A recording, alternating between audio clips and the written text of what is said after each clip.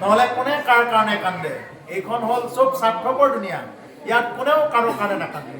একমাত্ৰ ঈশ্বৰ কৃষ্ণক যদি কোনোবাই ভাল পাব পাৰে, কোনোবাই প্ৰেয়সী মানে যি বুলি নাভাবক কিয়, তেওঁক যদি কোনোবাই যদি স্বামী হিচাপত ল'ব পাৰে, জগতৰ স্বামী, জগতৰ আধাৰ, বা কোনোবাই যদি তেওঁক যদি নিজৰ বন্ধু বুলি ল'ব পাৰে, আজি এই যে নকুল সহদেৱৰ কথা ক'লে, অৰ্জুন যুধিষ্ঠিৰৰ কথা ক'লে, পঞ্চপাণ্ডৱ, এওঁলোক আহিছে, এওঁলোক মৰি মৰি জীয়াই আছে। কেনেকে জীয়াল? এওঁলোকে ঈশ্বৰ কৃষ্ণক বন্ধু বুলি লৈছে। সেইকাৰণে প্ৰভুসকল আমি ঈশ্বৰক বন্ধু বুলি ল'ব লাগে। যদি কোনোবাই ঈশ্বৰক বন্ধু বুলি ল'ব জানিলে, তেতিয়াহ'লে তেওঁৰ জীৱনত কেতিয়াও ভয় খাব লগা নাই। কাৰণ যি নেকি জগতৰ মালিক যদি আমাৰ বন্ধু হয়, তেওঁ যদি আমাৰ যদি এবাৰ যদি বন্ধু বুলি স্বীকাৰ কৰে, তেতিয়াহ'লে কহিটো নাইকে ভয়। ও তুমি বেকিৰেকে নাহি বন্ধু আন, যি মোৰ চিন্তা কৰ, তুমি হে নজদি নাথ পাও প্ৰভু, কহিটো নাহিকে ভয়, ও হৰি প্ৰভু জগন্নাথ, নিস্তাৰ কৰা দাৰুণ সংসাৰে। তুমি ব্যতিৰেকে এনেকুৱা মোৰ কোন বন্ধু আছে যিয়ে মোৰ কাৰণে চিন্তা কৰে? মোৰ মানে আমাৰ সকলোৰে কাৰণে কৈছো। আমাৰ কাৰণে কোনেও চিন্তা নকৰে প্ৰভুসকল। তেওঁৰ বাহিৰে, ঈশ্বৰ কৃষ্ণৰ বাহিৰে এনেকুৱা কোনো বন্ধু নাই।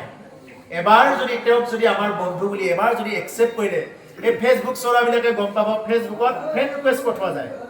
ফ্ৰেণ্ড ৰিকুৱেষ্ট পঠাই থাকিলে কি কৰে, যদি ভাল লাগে একচেপ্ট কৰি লয়। ঠিক তেনেকুৱাকে আমিও তেওঁক ফ্ৰেণ্ড ৰিকুৱেষ্ট পঠাই থাকিব লাগে। হে ভগৱান, যে তুমি আমাৰ ৰিকুৱেষ্টটো একচেপ্ট কৰি লোৱা না, গ্ৰহণ কৰি লোৱা। আৰু বিশ্বাস ৰাখক, যদি ভগৱানে আপোনাৰ মোৰ ৰিকুৱেষ্টটো যদি এবাৰ একচেপ্ট কৰি লয়, জীৱনত সমাজে যোনেই যি নকওক কিয় ভাবিব লগা নহ'ব। কোনো কাৰণত ভাবিব লগা নহ'ব। যোনেই যিমান যি নকওক, যিয়ে নকৰক কিয়, আপুনি একদম অৱগাহন কৰিব পাৰিব। ভক্তি আপোনাৰ জীৱনত হ'বই হ'ব, ঈশ্বৰ প্ৰাপ্তি হ'বই হ'ব, কোনো কাৰণত বিঘ্নি নাই। সেইকাৰণে কৈছে, তুমি ব্যতিৰেকে কোনো বন্ধু আছে যিবোৰ চিন্তা কৰে? তোমাৰ বাহিৰে এনেকুৱা মোৰ কোন বন্ধু আছে যিয়ে মোৰ কাৰণে চিন্তা কৰে? মই কেতিয়া খাব লাগে? আৰে মোৰ কিয়? এটা পিপৰাই কেতিয়া খাব লাগিব? এটা মাটিৰ তলত থকা উইকেইটাই কেতিয়া কি খাব লাগিব? উইকেইটাকতো আমি খাদ্য যোগাৰ দি থকা নাই। কিন্তু গছৰ ভিতৰত থকা এটা পোকেও খাই আছে, চৰাই চিৰিকটি সমস্ত লঘোণ নপৰাকে চলি আছে, খাই আছে। কাৰ কৃপাত? ঈশ্বৰৰ কৃপাত। তেওঁৱে পালন কৰি আছে বিষ্ণু ৰূপে, সকলোকে পালন কৰি আছে, কোনেও লঘোণত থকা নাই। সেইকাৰণে কি কৈছে, তুমি হেন যদি নাথ পাও প্ৰভু, এইটো একদম ভিতৰৰ পৰা ল'ব দেই প্ৰভুসকল। হে ভগৱান, তোমাৰ দৰে যদি এগৰাকী বন্ধু মোৰ জীৱনত প্ৰাপ্ত হয়, কহিটো নাহিকে ভয়, ক'তোৱে ভয় নাই, ক'তোৱে ভয় নাই। তোমাৰ নিচিনা যদি এগৰাকী নাথ মোৰ জীৱনত, আমাৰ নিচিনা অনাথে যদি এবাৰ তোমাৰ দৰে যদি এগৰাকী নাথ মোৰ জীৱনত যদি প্ৰাপ্ত হয়, সেইকাৰণে প্ৰভুসকল আমি সদায় এনেকুৱাকে ভাবিব লাগে, আমি দিনহীন নিকিন একো নাজানো এই বুলি ভাবি ল'ব লাগে। যিয়ে জানো জানো বুলি ভাবি থাকে, তেওঁৰ একো ভক্তিয়েই নহয়।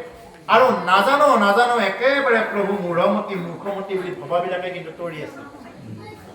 সেইকাৰণে নামঘৰত কৈছে নহয়, অ মই মূৰ্খমতি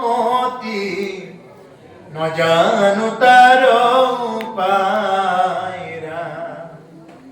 অ হৰিয়ে মই মূৰ্খমতি নজানো তাৰ উপায়। হে ভগৱান, যে মই মূঢ়মতি, কোনে কৈছে? এইখিনি মাধৱ পুৰুষে লিখিছে ৰামগোপাল। মূঢ়মতি, মূৰ্খমতি, আমাৰ শংকৰদেৱ গুৰুজনাই ইমানখিনি দি অৱনীতি চাৰি বেদ বিচাৰি বেকত কৰো হৰিনাম, দিন ৰাতি বেদ আদি অধ্যয়ন কৰি তেওঁ হৰিনাম ধৰ্ম ব্যক্ত কৰিছে। হৰিনাম ধৰ্ম ব্যক্ত কৰি কি বুলি কৈছে? বোলে তেওঁ কৈছে ঈশ্বৰৰ কিংকৰ, কিংকৰ মানে হ'ল চাকৰ। সেইকাৰণে সেই কথাটোত কৈছে,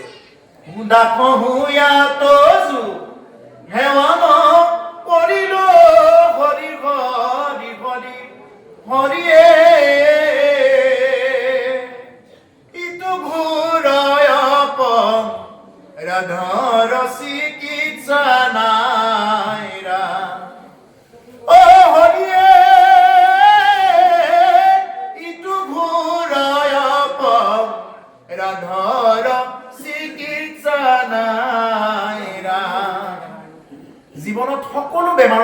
চিকিৎসা পায় বুলি কৈছে কাহ হলে চিকিৎসা পাব জ্বৰ হলে চিকিৎসা পাব হাত ভৰি ভগা চিগা হলেও চিকিৎসা এটা আছে কিন্তু কোনোবাই যদি মানুহৰ জনম পায়ো যদি কোনোবাই ভক্তি কৰিব নোৱাৰিলে কোনোবাই যদি মানুহৰ জনম পায়ো যদি ঈশ্বৰৰ সেৱক বুলি নিজকে ল'ব নোৱাৰিলে এই ঘোৰ অপৰাধৰ চিকিৎসাই নাই বুলি কৈছে এইটো ঘোৰ অপৰাধ আমি মনুষ্য জনম পাই অমৃতেশ্য পুত্ৰ আমি প্ৰত্যেকে যিমানবিলাক আমি বহি আছো কোনে কি খাইছে কাৰ ঘৰত জন্ম পাইছে কি জাতিত জন্ম গ্ৰহণ কৰিছে কোনে কি পিন্ধিছে তেওঁ ভাঙা ঘৰত হৈ আছে নে বিল্ডিঙত হৈ আছে এইবিলাক কোনো প্ৰশ্নই মেটাৰ নকৰে কোনো প্ৰশ্নই নাহে এইবিলাক ভাগৱত ধৰ্মত কথা হ'ল এইটোৱে যে তেওঁ কিমান নাম জপ কৰিব পাৰিছে আৰু তেওঁ কিমান হৰিৰ ডাক বুলি ল'ব পাৰিছে প্ৰভু অকল হৰিৰ ডাক বুলি ল'ব লাগে সেইকাৰণে আগৰ ব্ৰাহ্মণসকলেও হৰি ঈশ্বৰৰ কি কৰিছিল দাস বুলি কৈছিল তুলসী দাস তেওঁটো এগৰাকী ব্ৰাহ্মণ আছিলে কিন্তু উপাধি কি বুলি লৈছে দাস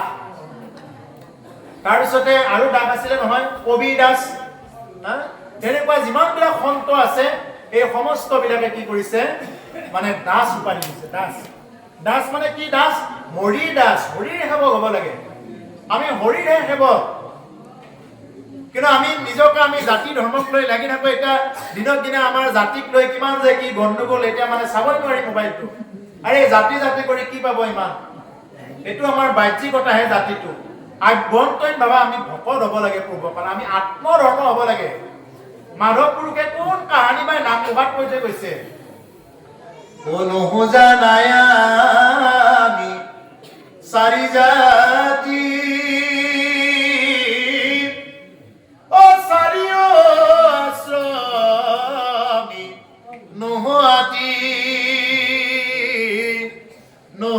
মহিলা উদান তীৰ্থগামী কিন্তু পূৰ্ণানন্দ সমুদ্ৰৰ গোপী ভৰ্তা পদ কমলৰ দাসৰ দাস তানুদা হবৈ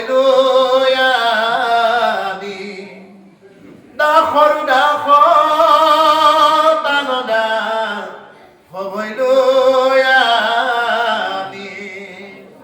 হে ভগৱান আমি কোনো চাৰি জাতিও নহয় আমি কোনো ব্ৰাহ্মণো নহয় আমি কোনো ক্ষত্ৰিয়ও নহয় আমি কোনো বৈশ্যও নহয় আমি কোনো শূদ্ৰও নহয় আমি কোনো ব্ৰহ্মচৰ্যও নহয় চাৰি আশ্ৰমী আমি কোনো গাহস্থীও নহয় আমি কোনো বানপ্ৰস্থীও নহয় আমি কোনো সন্ন্যাসীও নহয় নে কোনোবা জ্যোতি আমি একোৱেই নহয় কিন্তু পূৰ্ণানন্দ সমুদ্ৰৰ গোপী ভৰ্তা পদ কমলৰ গোপীৰ যে ভৰণ পোষণ কৰে সেই ঈশ্বৰ কৃষ্ণৰ পদ কমলৰ ভগৱান তোমাৰ দাসৰো দাস কৰি লোৱা হে ভগৱান তোমাৰতো চাকৰৰো চাকৰ আছে তোমাৰ চাকৰৰো চাকৰ আছে চাকৰৰো চাকৰ আছে এই এনেকুৱা চাকৰৰো যাতে চাকৰ হ'ব পাৰো এইটো তুমি মোক কৃপা কৰা এই বুলি কি কৰিব লাগে ভগৱানৰ ওচৰত প্ৰাৰ্থনা কৰিব লাগে আৰু তেওঁ যিদিনা এইখন এপ্লিকেশ্যন যিদিনা আমাক একচেপ্ট কৰি ল'ব মানে এপ্লিকেশ্যন মানে বুজি নাপাব পাৰে দৰখাস্ত আমি যে এই যে থোকাবিলাক গাই থাকো এখন এখন আমি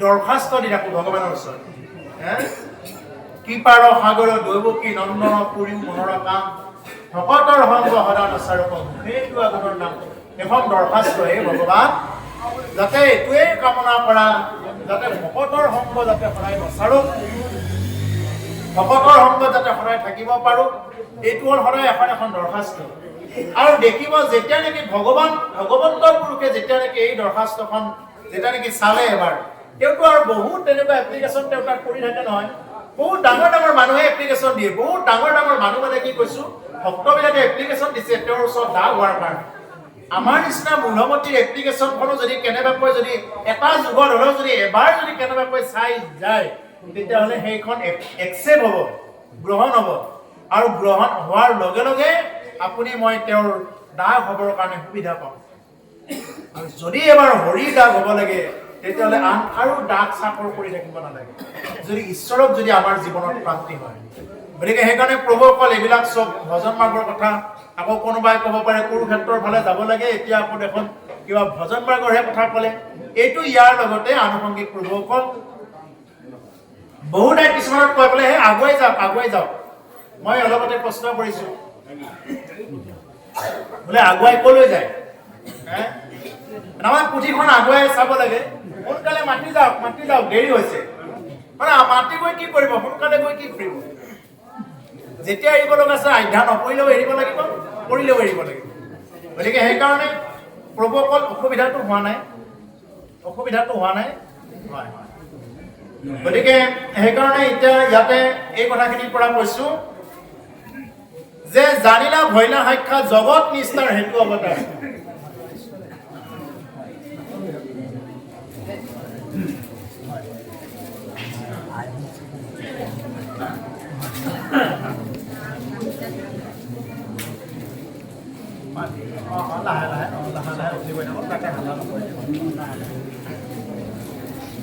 মই যেহেতু অলপ ৰাতিও হৈছে 9:30 বাজি গৈছে আমাৰ ডেকা বাপে অকণমান চাব অলপ পিছত তাৰপিছতে আপোনালোকৰ এৰাৰ সময় হ'লে কৈ দিব আৰু কথাটো চিগনেল এটা দিব আৰু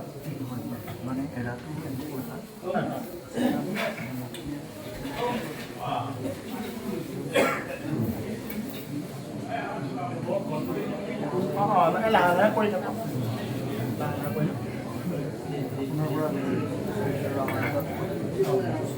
আৰু চাব লগা মানুহ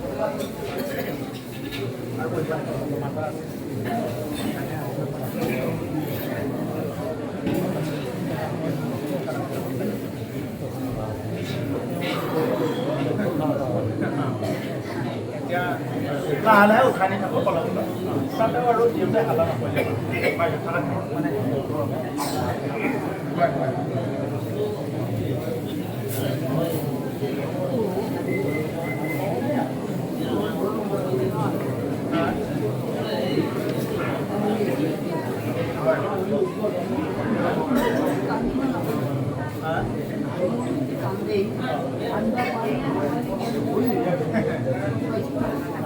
এটা মানে জনাসকলে নাকান্দে নজনাসকলে কান্দে অজ্ঞানত কান্দে আমাৰ আটাগৰাকীয়ে কৈছে মানুহ মৰিলে কন্দাটো মানে কিয় কান্দে বুলি মানে হেৰি কৰি আছে কান্দিব লাগে নে নালাগে মানে মানুহ মৰিলে কান্দে এইকাৰণে কান্দে যিহেতু আমি চব মায়াৰ মাজত হঠাতে যেতিয়া আমাৰ মাজৰ পৰা ইমান দিন আপোন বুলি যাক ভাবি আছো তেওঁৱে যেতিয়া আঁতৰি যায় তেতিয়া অকণমান দুখ লাগিবই মায়াৰ মাজত কিন্তু প্ৰকৃত যিসকল ভগৱত ভক্তি পাই আছে তেওঁলোকে অকণমান দুখ কৰিলেও কিন্তু তেওঁলোকে এইটো মানে সদায় দুখ কৰি নাথাকে যে এওঁ গৈছে আমিও যাব লাগিব সকলো এদিন কোনোবা এদিন আগত বা কোনোবা এদিন পাছত গতিকে সেইকাৰণে তাক লৈ কোনো দুখ কৰি নাথাকে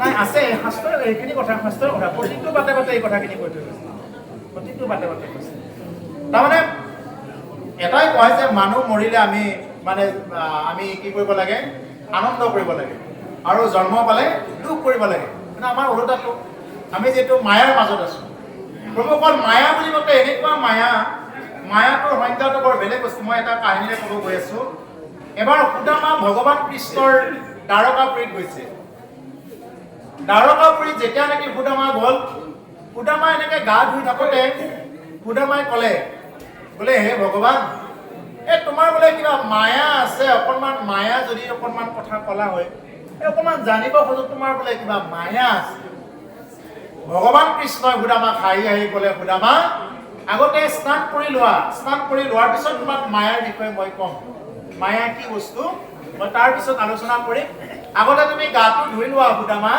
এইবুলি সুদামাক গাটো ধুব দিলে সুদামা যে নাকত ধৰি ডুবটো দিলে ডুব দিয়াৰ লগে লগে দেখা পাই এখন ধুনীয়া পুৰী আৰু তাতে এজন ৰজাই তেওঁৰ একমাত্ৰ মানে কন্যাগৰাকীৰ স্বয়ংবৰ পাতিছে আৰু সেই স্বয়ংবৰত কি কৰিছে সেই স্বয়ংবৰত সুদামাক দেখা পাইছে আৰু সুদামাক দেখা পাই এই সুদামাতকৈ আৰু উৎকৃষ্ট বৰ কোন আছে আহা সুদামা এই বুলি সুদামাৰ লগত বিয়া পাতি দিলে তিনিটাকে ল'ৰা ছোৱালীও হ'ল তিনিটা সন্তানৰ পিতৃও হ'ল এনেকে থাকি সুদামা এদিন বৃদ্ধ হ'ল আৰু সুদামাৰ আইগৰাকীক তেওঁৰ আগতে ঢুকাই ৰাখিলে আমাৰ ইয়াতে যেনেকুৱাকে এটা আছিলে কি আগতে আমাৰ ইয়াতে কি আছিলে মানে সতীদাহ প্ৰথা যেনেকুৱাকে পুৰুষজন মৰিলে সতীয়ে যেনেকুৱাকে মানে তাতে গৈ জাপ দিছিল আগতে, ঠিক তেনেকুৱা তাতে আছে প্ৰতিদা প্ৰথা। মানে সতী যিহেতু মৰিল, তেতিয়া পতিয়ে দাহ কৰিব লাগিব এতিয়া জীৱনটো। যিহেতু সুদামাৰ আইগৰাকী মৰিল, সতী মৰিল, এতিয়া প্ৰতিদা প্ৰথা তাতে। এতিয়া সুদামাকটো ধৰি বান্ধি দিছে বোলে, সুদামা তোমাক এতিয়া জ্বলাই দিয়া হ'ব। এতিয়া সুদামাৰটো ভয় লাগিলে, আৰে মোকো দেখোন জিয়তে জ্বলাই দিব, এতিয়া ধৰি বান্ধি সুদামাই যেতিয়া হত পাই ক'লে, হে কৃষ্ণ ৰক্ষা কৰা বুলি কৃষ্ণক মাতিলে, আৰু কৃষ্ণই তেতিয়া এখন হাতেৰে এনেকে ধৰি ওপৰলৈ উঠাই দিলে। আৰে সুদামা, তুমি আজি দুখটো ইমান দেৰিলৈ দিলা? এতিয়া সুদামাই গম পালে যে মায়া কি বস্তু, যে ইমান দিন তেওঁ পানীত ডুব দিলে, পানীত ডুব দিয়াৰ পিছত তেওঁৰ সতী সন্ততি জন্ম হ'ল, বিয়া বাৰু হোৱাৰ পিছত তেওঁৰ আইগৰাকী ঢুকাই থাকিলে, ইমান দিন সংসাৰ কৰাৰ পিছত এতিয়া আকৌ সুদামাক আকৌ চিতাত জ্বলাব গৈছে। ভয় লাগি হে কৃষ্ণ কৃষ্ণ বুলি ক'লে, সেই সময়খিনিত এখন হাতেৰে ধৰি পেলাই এনেকৈ উঠাই দিলে। বোলে সুদামা, তুমি ইমান দেৰি ডুব দি আছা নাকত ধৰি এনেকুৱাকৈ ডুব দি আছা তুমি? এতিয়া সুদামাই গম পালে যে মায়া কি বস্তু। প্ৰভুসকল, আমিও ঠিক তেনেকুৱা এটা মায়াৰ এটা থুলমূল উদাহৰণে দিছো। আৰু শ্ৰেষ্ঠ উদাহৰণ আৰু এটা আছে ভাগৱতৰ শেষৰ পিনে, মায়া কি বস্তু তাক জানি একদম স্পষ্টকৈ জানিবৰ কাৰণে মাৰ্কণ্ডেয় পুৰাণৰ কথাখিনি আছে, মাৰ্কণ্ডেয়ৰ জীৱনৰ কথাখিনি আছে। মুনি মাৰ্কণ্ডেয়ৰ কথাখিনি চাব, মাৰ্কণ্ডেয় মুনিৰ কিমান হাহাকাৰ গৈছিলে। এইবিলাক হ'ল চব মায়া প্ৰভুসকল। আমি এই যে কোনোবাই বোলে ঘৰ বনালে, কোনোবাই বোলে গাড়ী ল'লে, কিবা ল'লে, এইবিলাক হ'ল চব মায়া। এই মায়াৰ মাজত থকাৰ কাৰণে আমি মানে সঁচাটোকে মিছা বুলি ভাবো, মিছাটোকে সঁচা বুলি ভাবো। কিন্তু শাস্ত্ৰই কি কৈছে? এই হৰিকে কেৱল সঞ্চা মাত্ৰ, ৰাম ৰাম ৰাম ৰাম তান্ত্ৰবিনে নিচা যত শুনি মানে, তাতো যিটো মিছা কৰি আশা, ৰাম ৰাম ৰাম ৰাম ৰাম দুৰাচাৰ মন মৰ কেনে অজ্ঞানে, ও দুৰাচাৰ মন মৰ কেনে অজ্ঞানে। প্ৰভুসকল, হৰিয়েই কেৱল সঁচা, তাৰ বাহিৰে যিমানবিলাক দেখি আছে, তুমি যিয়েই দেখা পাইছা আৰু যি শুনি আছে, এই চব হ'ল মিছা। তাত বিনে মিছা যত দেখি শুনি, মানে যিমানবিলাক দেখি আছা, যিমানবিলাক শুনি আছা, এই সকলোবিলাক হ'ল মিছা। যেনেকুৱাকে সপোনত কোনোবাই মাৰিবৰ কাৰণে খেলি আছে, জাগি চালে একো নাই। সপোনত বোলে কোনোবাই বহুত ধন পালে, জাগি চালে একো নাই। ঠিক তেনেকুৱা প্ৰভুসকল, এই মায়াৰ সজ্জাৰ মাজত থাকিও যদি কোনোবাই ভকতিৰ চশমাযোৰ পিন্ধি ল'ব পাৰে, তেতিয়া তেওঁ দেখিব এইবিলাক যে চব মায়া। শাস্ত্ৰই এইটো কৈছে যে মায়া যে চব বাদ দিব পাৰিব, এইটো কোৱা নাই, এইটো সাধ্য নহয় গোটেই বাদ দিব পাৰে। কিন্তু এইটো কৈছে যে পদুম ফুলৰ পাতটোৰ দৰে হোৱা। আজি আপোনাৰ সমস্ত ৰাইজে যেনেকুৱাকে আজি আপোনালোক সৰুৰ পৰা ডাঙৰলৈকে সকলোৱে পদুম ফুলৰ পাতটোৰ দৰে, গীতাৰ ৩য় স্কন্ধত কৈছে যে মায়াৰ পৰা হাত ধৰা এটাৰ উপায় কি কৰা, তুমি পদুম ফুলৰ পাতটো বা কলিটোৰ দৰে হোৱা। কিয় কৈছে? পদুমৰ পাত বা পদুমৰ কলিটো পানী বা বোকাতেই জন্ম, তাৰ গাত কিন্তু বোকা আৰু পানী লাগি নাথাকে। আমি সংসাৰৰ মায়া মোহৰ মাজতেই জন্ম, কিন্তু আমাৰ গাত যাতে মায়া আৰু মুখ লাগি নাথাকে, সেইটোহে চেষ্টা কৰিব দিছে। যেনেকুৱাকে এতিয়া আজি আপোনালোকে ইয়াতে বহি আছে, আজি আপোনালোকৰ গাত এতিয়া মায়া মোহ বোলা বস্তুটো নাই, কি দুখ ভাগৰ এইবিলাক নাই। সেইকাৰণে মই নিজকেই সুধি চাব লাগে, মই যে ইয়াত বহি আছো, এইখিনি সময় মোৰ ভাল লাগিছে নে নাই? এই ভোক দিয়া এইবিলাক আঁতৰ হৈ গৈছে নাই? এই বুলি মই নিজকেই প্ৰশ্ন কৰি চাব লাগে। মই যে ইয়াত বহিছো, মই অন্ততঃ বহি থকাখিনি সময় অন্ততঃ শান্তি পাইছো নে নাই? যদি আমি এই বহি থকা সময়খিনি শান্তি পাইছো, যদি আমি এই থকা সময়খিনি ভাগৱত পাঠ চলি থাকোতে, বাক্য চলি থাকোতে আমি যদি জীৱনত ইমানবিলাক দুখৰ মাজৰ পৰা আহিও যদি আমি অকণমান অলপ শান্তি পাইছো, তেতিয়াহ'লে বিশ্বাস ৰাখক, তেওঁ মৰিলেও সৎগতি পাব। যি মানুহে জীয়াই থাকোতে শান্তি নাপায়, তেওঁ মৰিলে ক'ৰ পৰা শান্তিডাল পাব? তেওঁ জীয়াই থাকোঁতেই যদি শান্তি নাপায়, জীয়াই থাকোঁতেই যদি তেওঁ ইটো সিটোৰ লগত হাই কাজিয়া কৰি থাকে, জীয়াই থাকোঁতেই যদি তেওঁ মাটিৰ সীমা ঠেলি থাকে, তেওঁক নুকুলাই আৰু নুকুলাই এনেকুৱা যদি কৰি থাকে, মৰিলে তেওঁ ক'ৰ পৰা সৎগতি পাব? গতিকে সেইকাৰণে জীয়াই থাকোঁতে আমি শান্তি পাবৰ কাৰণে চাব লাগে প্ৰভুসকল, আৰু তেতিয়াই আমাৰ কি হৈ যাব? সৎগতি চব হৈ যাব।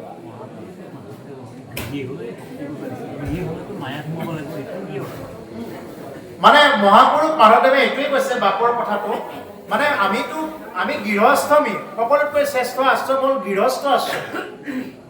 গৃহস্থ আশ্ৰমত পুত্ৰ পৰিবাৰ চবৰ মাজত থাকি, এতিয়া যে মই ক'লো আপোনালোকক পদুম ফুলৰ পাতটো বুলি, এইটো কাৰণতে কৈছো। আমাক ঘৰ সংসাৰ লাগিব, এইবিলাক বাদ দিব দিয়া নাই। আৰু ঘৰ সংসাৰ বাদ দিও কিছুমানে সন্যাসী হয়, সন্যাসীৰ ভেগ ধৰি থাকে, যিটো নেকি মানে গেৰুৱা বস্ত্ৰ ধাৰণ কৰি থাকে। কিন্তু সাৱধান, যিসকলে গেৰুৱা বস্ত্ৰ মানে ধাৰণ কৰি থাকে, এতিয়া আজিকালি এনেকুৱা হৈছে দোকানে দোকানে ঘূৰি ফুৰে, মানুহে দেখা পালে এনেকুৱা হৈ গৈছে যেন ভিক্ষাৰী আহিল, গেৰুৱা ড্ৰেছটো দেখা পালে ভিক্ষাৰী বুলি ভাবে।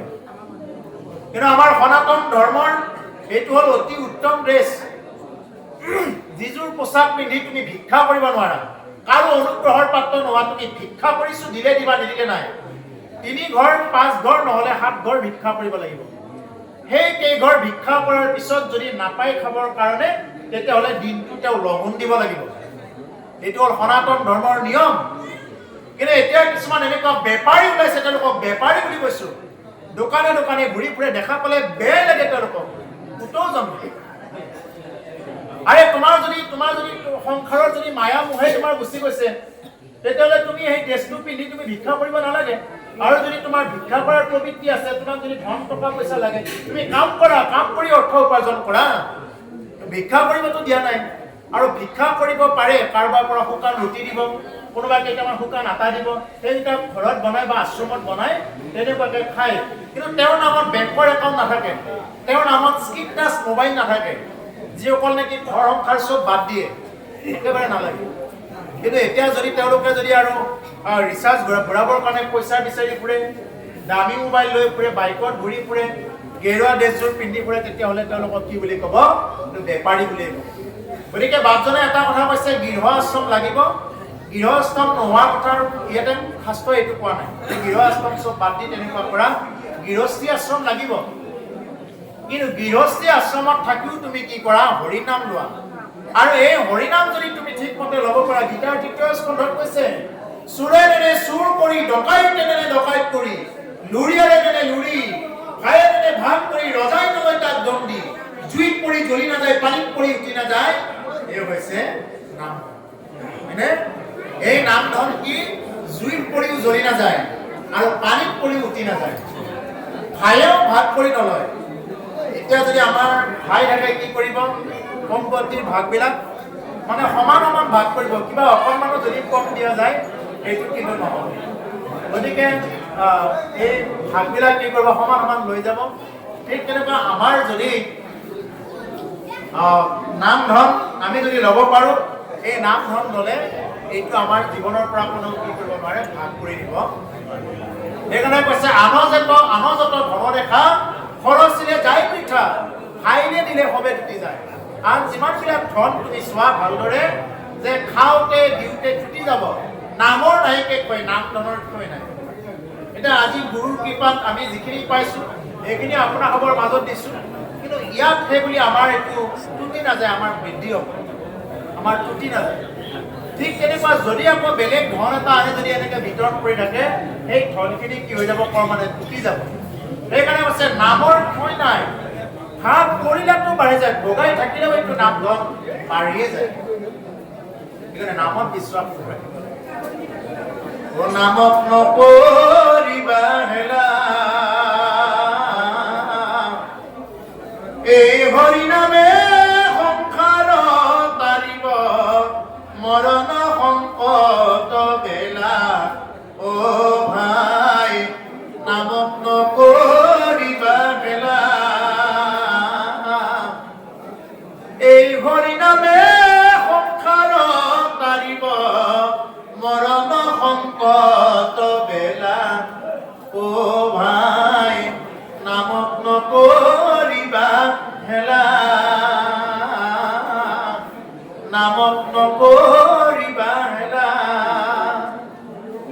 কৰিব নালাগে, হেলা কৰিব নালাগে। নামকে যদি হেলা কৰা যায়, তুমি জীৱনত চব হেলা কৰা এইবিলাক কিবা বেলেগ কথা। যদি কোনোবাই নামকে হেলা কৰিলে ইয়াতকৈ আৰু দুৰ্ভাগ্য কি থাকিলে। মই তেওঁলোকক বেচেৰা বুলি কৈছো, বেচেৰা। যিসকলে নেকি ডাঙৰ ডাঙৰ ঘৰ বনালে, ব্ৰেণ্ডেড কিবা কিবি কৰি একদম চলি আছে আৰু, কিন্তু যিয়ে নেকি নাম ধনে কামাই নকৰিলে মৰিলে কি লৈ যাব? মৰিলে কি লৈ যাব? ধন ধন বুলি মই ধ্যান আছিল, বহুদিন খাম লম বুলি,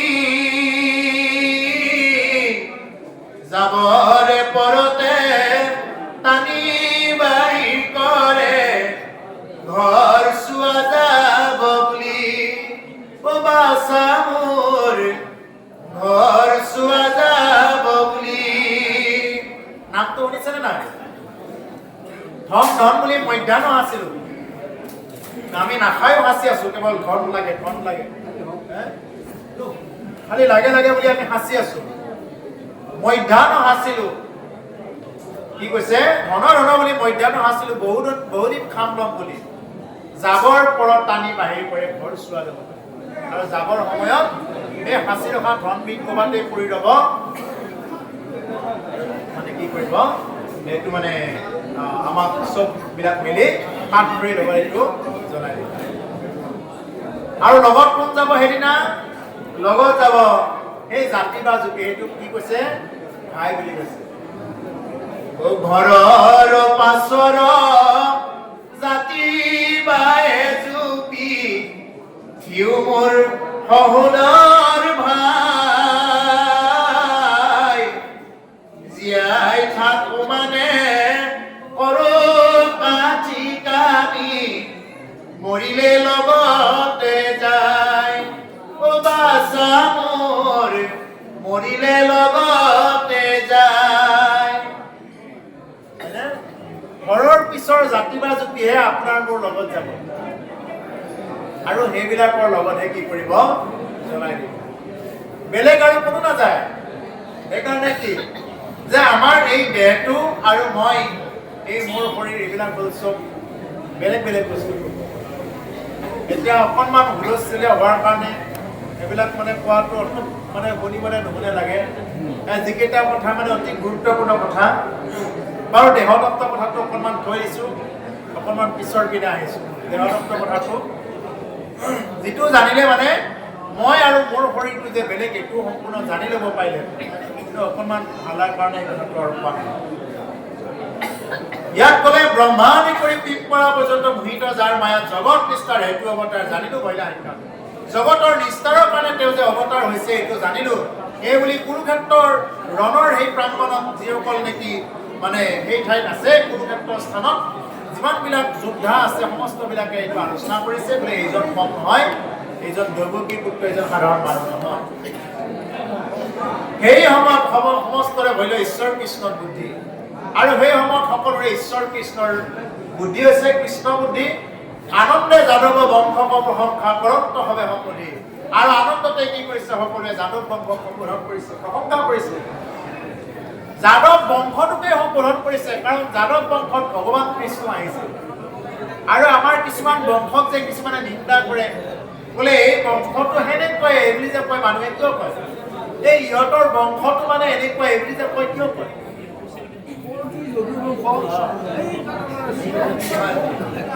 এতিয়া আজি যাদৱ বংশক লৈ প্ৰশংসা কৰিছে।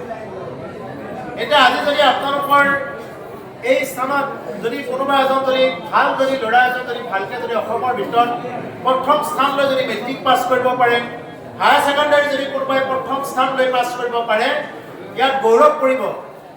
আৰু আমিও গৌৰৱ কৰিম ইয়াৰ পৰা গৈ পেলাই বোলে নহয়, সেই স্থানত আমিও পাঠ কৰিব গৈছিলোঁ, সেইটো স্থানতেই হয় দে, সেইটো স্থানৰ পৰাই মানে চিনাকি আছিল সেই স্থানটো, এনেকৈ চবেই গৌৰৱ কৰিব। কিন্তু এই স্থানৰ পৰা যদি কোনোবা এজন বদমাছ এজন ওলাই যায়, কোনোবাই গৌৰৱ কৰিবনে? সিহঁতৰ গাঁৱৰ মানুহ, বাহিৰৰ মানুহটো বাদেই দিয়ক, নিজৰ মাক দেউতাকক মোৰেই ল'ৰা বুলি ক'বৰ কাৰণে টান পাব, হয়নে? সেইকাৰণে প্ৰভুসকল এটা বংশত এটা যদি সৎ সন্তান আমি আনিব পাৰোঁ, আমাৰ বংশৰ কাৰণে গৌৰৱ। এতিয়া কোনে কোনে এইবিলাক কথা যিয়ে শুনিব লগা আছিলে তেওঁলোকে নুশুনে, যিয়ে শুনিব লগা নহয় তেওঁলোকে শুনি থাকিলে কি হ'ব? গতিকে সৎ সন্তান আহিব লাগিলে কি কৰিব লাগিব?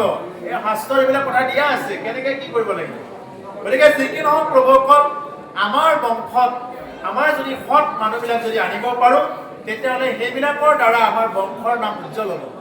যেনেদৰে আজি যদু বংশ সকলোৱে প্ৰশংসা কৰিছে সম্বোধন কৰি, আনন্দে যাদৱ বংশক প্ৰশংসা কৰন্ত সবে সংকুতি, সকলোৱে সম্বোধন কৰি এই ধন্য ধন্য যাদৱ বংশীয় দৈৱকীক প্ৰশংসা কৰিছে। কিমান যে প্ৰশংসা কৰিছে সকলোৱে। হে বসুদেৱ উগ্ৰসেন শুনা, যাদৱ বংশ জানিলো মনুষ্য মধ্যে তোৰা হবে, জন্মৰ ভৈলা ফল। এৰম জগতকে যিটো দেখে ব্ৰহ্মময়, জ্ঞানীগণ মনে খ্যাত,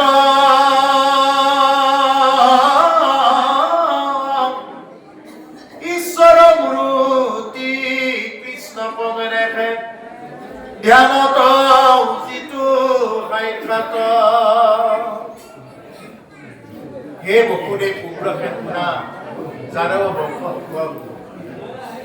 কৈছে যে হে বসুদেৱ, হে উগ্ৰসেন, উগ্ৰসেন এই ৰজাক কৈছে, যাদৱ বংশসকল, সমস্ত যাদৱ বংশীয়সকল, জানিলো মনুষ্য মধ্যে তোৰা হবে জন্মৰ মহিলাসকল। জানিলো যে মনুষ্যৰ ভিতৰত তোমালোকৰ জন্ম সাফল্য হৈছে, তোমালোকৰ মাজত সেই ঈশ্বৰ কৃষ্ণ বিৰাজমান হৈ আছিলে, এইটো তোমালোকৰ সাফল্য হৈছে, তোমালোকৰ সফল হৈছে, এইটো সকলোৱে স্বীকাৰ কৰিছে। জগতকে যিটো দেখে ব্ৰহ্মময়, জ্ঞানীগণ মধ্যে খ্যাত, যিয়ে নেকি জগতখনকে ব্ৰহ্মময় দেখা পাব পাৰে। সেইকাৰণে গোটেই জগতখন ব্ৰহ্ম দেখা পাব লাগে। ব্ৰহ্ম, এই সমস্ত জগতৰ ভিতৰত বিষ্ণু আছে। এই যে ভগৱন্ত পুৰুষ ইয়াতে মূৰ্তি আকাৰে আপোনালোকে থৈ দিছে, তেওঁ সমস্তৰে ভিতৰত ইয়াত বিৰাজমান হৈ আছে। আৰু সেইকাৰণে আমি কোনেও মৰিব নিবিচাৰোঁ, আমি সকলোৱে আনন্দ প্ৰাপ্তি কৰিব বিচাৰোঁ। কিন্তু হাল্লা হৈ থাকিলে কথাবিলাক পতা যায়, মানে এটা ৰিলত এনেকা হাঁহি থাকি এটা কৈছে যিটো জগতকে যিটো দেখে ব্ৰহ্মময়, আমি জগতখনক ব্ৰহ্মময় দেখা পাব লাগিব, ব্ৰহ্মস্বৰূপ, গোটেই জগতক ব্ৰহ্ম দেখা পাব লাগিব। জ্ঞানীগণৰ মধ্যে খ্যাত, আৰু তেওঁলোকক সমাজে জ্ঞানী বুলি ক'ব। যিয়ে নেকি সকলোৰে ভিতৰত ব্ৰহ্ম দেখা পাব পাৰে, তেওঁ জ্ঞানী বুলি ক'ব। আৰু যিয়ে নেকি ব্ৰহ্মক দেখা পায়, এইটো ভাগৱতৰ নিমিনৱ সিদ্ধ সংবাদৰ শেষত কৈছে, ভকতিৰ মূল তত্ত্ব এইটো। ভকতিৰ মূল তত্ত্ব নিমিনৱ সিদ্ধ সংবাদৰ শেষত কৈছে যে কি বস্তু, ভকত কোনবিলাক যিয়ে নেকি কি কৰিব পাৰে, সমস্ত জীৱৰ ভিতৰত বিষ্ণু বুদ্ধি দেখা পায়। বিষ্ণু বুদ্ধি দেখা পাবই লাগিব সমস্তৰ ভিতৰত। বিষ্ণু বুদ্ধি নেদেখা পৰ্যন্ত চেষ্টা কৰি থকাৰ নামেই হ'ল ভক্তি। এই সমস্ত ভূততে বিষ্ণু বুদ্ধি যাৱে, কায় বাক্য মনে অভ্যাসিবায়ে কি ভাবে। সমস্ত ভূতৰ মাজত বিষ্ণু বুদ্ধি নেদেখা পৰ্যন্ত কায় বাক্য মনে অভ্যাস কৰি থকাৰ নামেই হ'ল ভক্তি। ইয়াৰ বাহিৰে ভক্তি আৰু বেলেগ নহয়। ভক্তি কৰি বেলেগ আৰু একো বস্তুৱেই নহয়। সমস্ত ভূতৰ ভিতৰত ভক্তি দেখাব লাগিব। যদি আমি মাছকেইটাৰ ভিতৰত ভক্তি দেখা নাপাওঁ, মাছৰ ভিতৰত যদি আমি কৃষ্ণক দেখা নাপাওঁ, হাঁহটোৰ ভিতৰত যদি কৃষ্ণক দেখা নাপাওঁ, আমি যেনেকে সেনেকে যদি এটা জীৱ এটা মাৰো বুলি মাৰি দিব পাৰোঁ, অন্ততঃ মনুষ্য বুদ্ধিৰে অকণমান যদি আমাৰ হৃদয়ত যদি আমাৰ সেইখিনি নাহিলে, তেতিয়াহ'লে আমি ভকত কেনেকৈ কৈ আছোঁ বাৰু, কি বুলি কৈ আছোঁ? গতিকে সেইকাৰণে ভকত আৰু অভকতৰ মাজত এটা পাৰ্থক্য লাগিব। যদি ভকতেও যদি ৰাতি ৩টা বজাত উঠি জাল লৈ যায়, অভকতেও যদি সেই ৩টা ২টা বজাতে উঠি জাল লৈ যায়, জোক লৈ ফুৰে, কুচিয়া আনি ফুৰে, তেতিয়াহ'লে ভকত আৰু অভকতৰ মাজত পাৰ্থক্য, ডিফাৰেঞ্চ থাকিব কি? ভকত আৰু অভকতৰ মাজত এটা ডিফাৰেঞ্চ লাগিব, পাৰ্থক্য লাগিব। সেই পাৰ্থক্যটোৱে হ'ল কি? ভকতে সদায় কিছুমান লোক মুখ কাম পুৰুষ এইবিলাক কণ্ট্ৰল কৰি ফুৰিব জানে আৰু অভাৱতে সেইটো নাজানে। গতিকে আমাৰ পাৰ্থক্যই যদি নাথাকে, এই অভাৱতেও যদি য'তে ত'তে খাই ফুৰিছে, ভকতেও যদি য'তে ত'তে খাই ফুৰিছে, অভাৱতেও যদি যিকোনো খাই ফুৰিছে, ভকতেও যদি খাই ফুৰিছে, তেতিয়াহ'লে মই ইমান দিনৰ পৰা ভকত হৈ মোৰ কি হৈ আছে? এইটো মই নিজক সুধিব লাগে। এইটো বেলেগক কৰা বিষয় নহয়, বেলেগক কোৱা বিষয় নহয়, মই নিজক সুধিব লাগে। আৰু নামঘোষাত সেইটোৱে কৈছে, যেতিয়া নেকি এই বৈৰাগ্য আহিব তেতিয়া ভকতিৰ প্ৰথম স্তৰত খোজ দিব। বৈৰাগ্য ভাৱটো যেতিয়া আহিব, ভকতি কৰিলে আহিবই। যদি সাধু সম্পদ আহে তেওঁৰ বৈৰাগ্য আহিবই। আৰু দেখিব মাছ মাংস নোখোৱাকৈ কিমান সুন্দৰভাৱে চলিব পাৰি। প্ৰভুসকল, মই এনেই ক'ব লাগে কাৰণে কোৱা নাই। আপোনাসৱৰ মাজত যি মই বহি আছো, আমি সুদীৰ্ঘ বহু বছৰ ধৰি তেনেকুৱাকৈ প্ৰেক্টিকেল কৰিহে মই আপোনাসৱৰ মাজত এই কথাখিনি ৰাখিছো। মাছ মাংস নোখোৱাকৈও আপুনি সুস্থিৰ হৈ থাকিব পাৰিব। খালি এইটোৱে কওঁ, আঞ্জাবিলাক বেছিকে খাব, ভাতটো কমাই খাব, আঞ্জাবিলাক বেছিকে খাব, তেতিয়াহ'লে সুস্থিৰ হৈ থাকিব পাৰে। কোনটো আঞ্জা? এই যিকোনো সাৰ দিয়া আঞ্জাবিলাকৰ কথা কোৱা নাই। আমাৰ যিটো ঘৰত পাচলি খেতি কৰিম আমি, এতিয়া বেহাৰ পেলোৱাৰ বতৰ, সকলোৱে 1 বিঘা হ'লেও অন্তত বেহাৰ পেলাওক, চোন আৰু সৰিয়হ পেলাওক।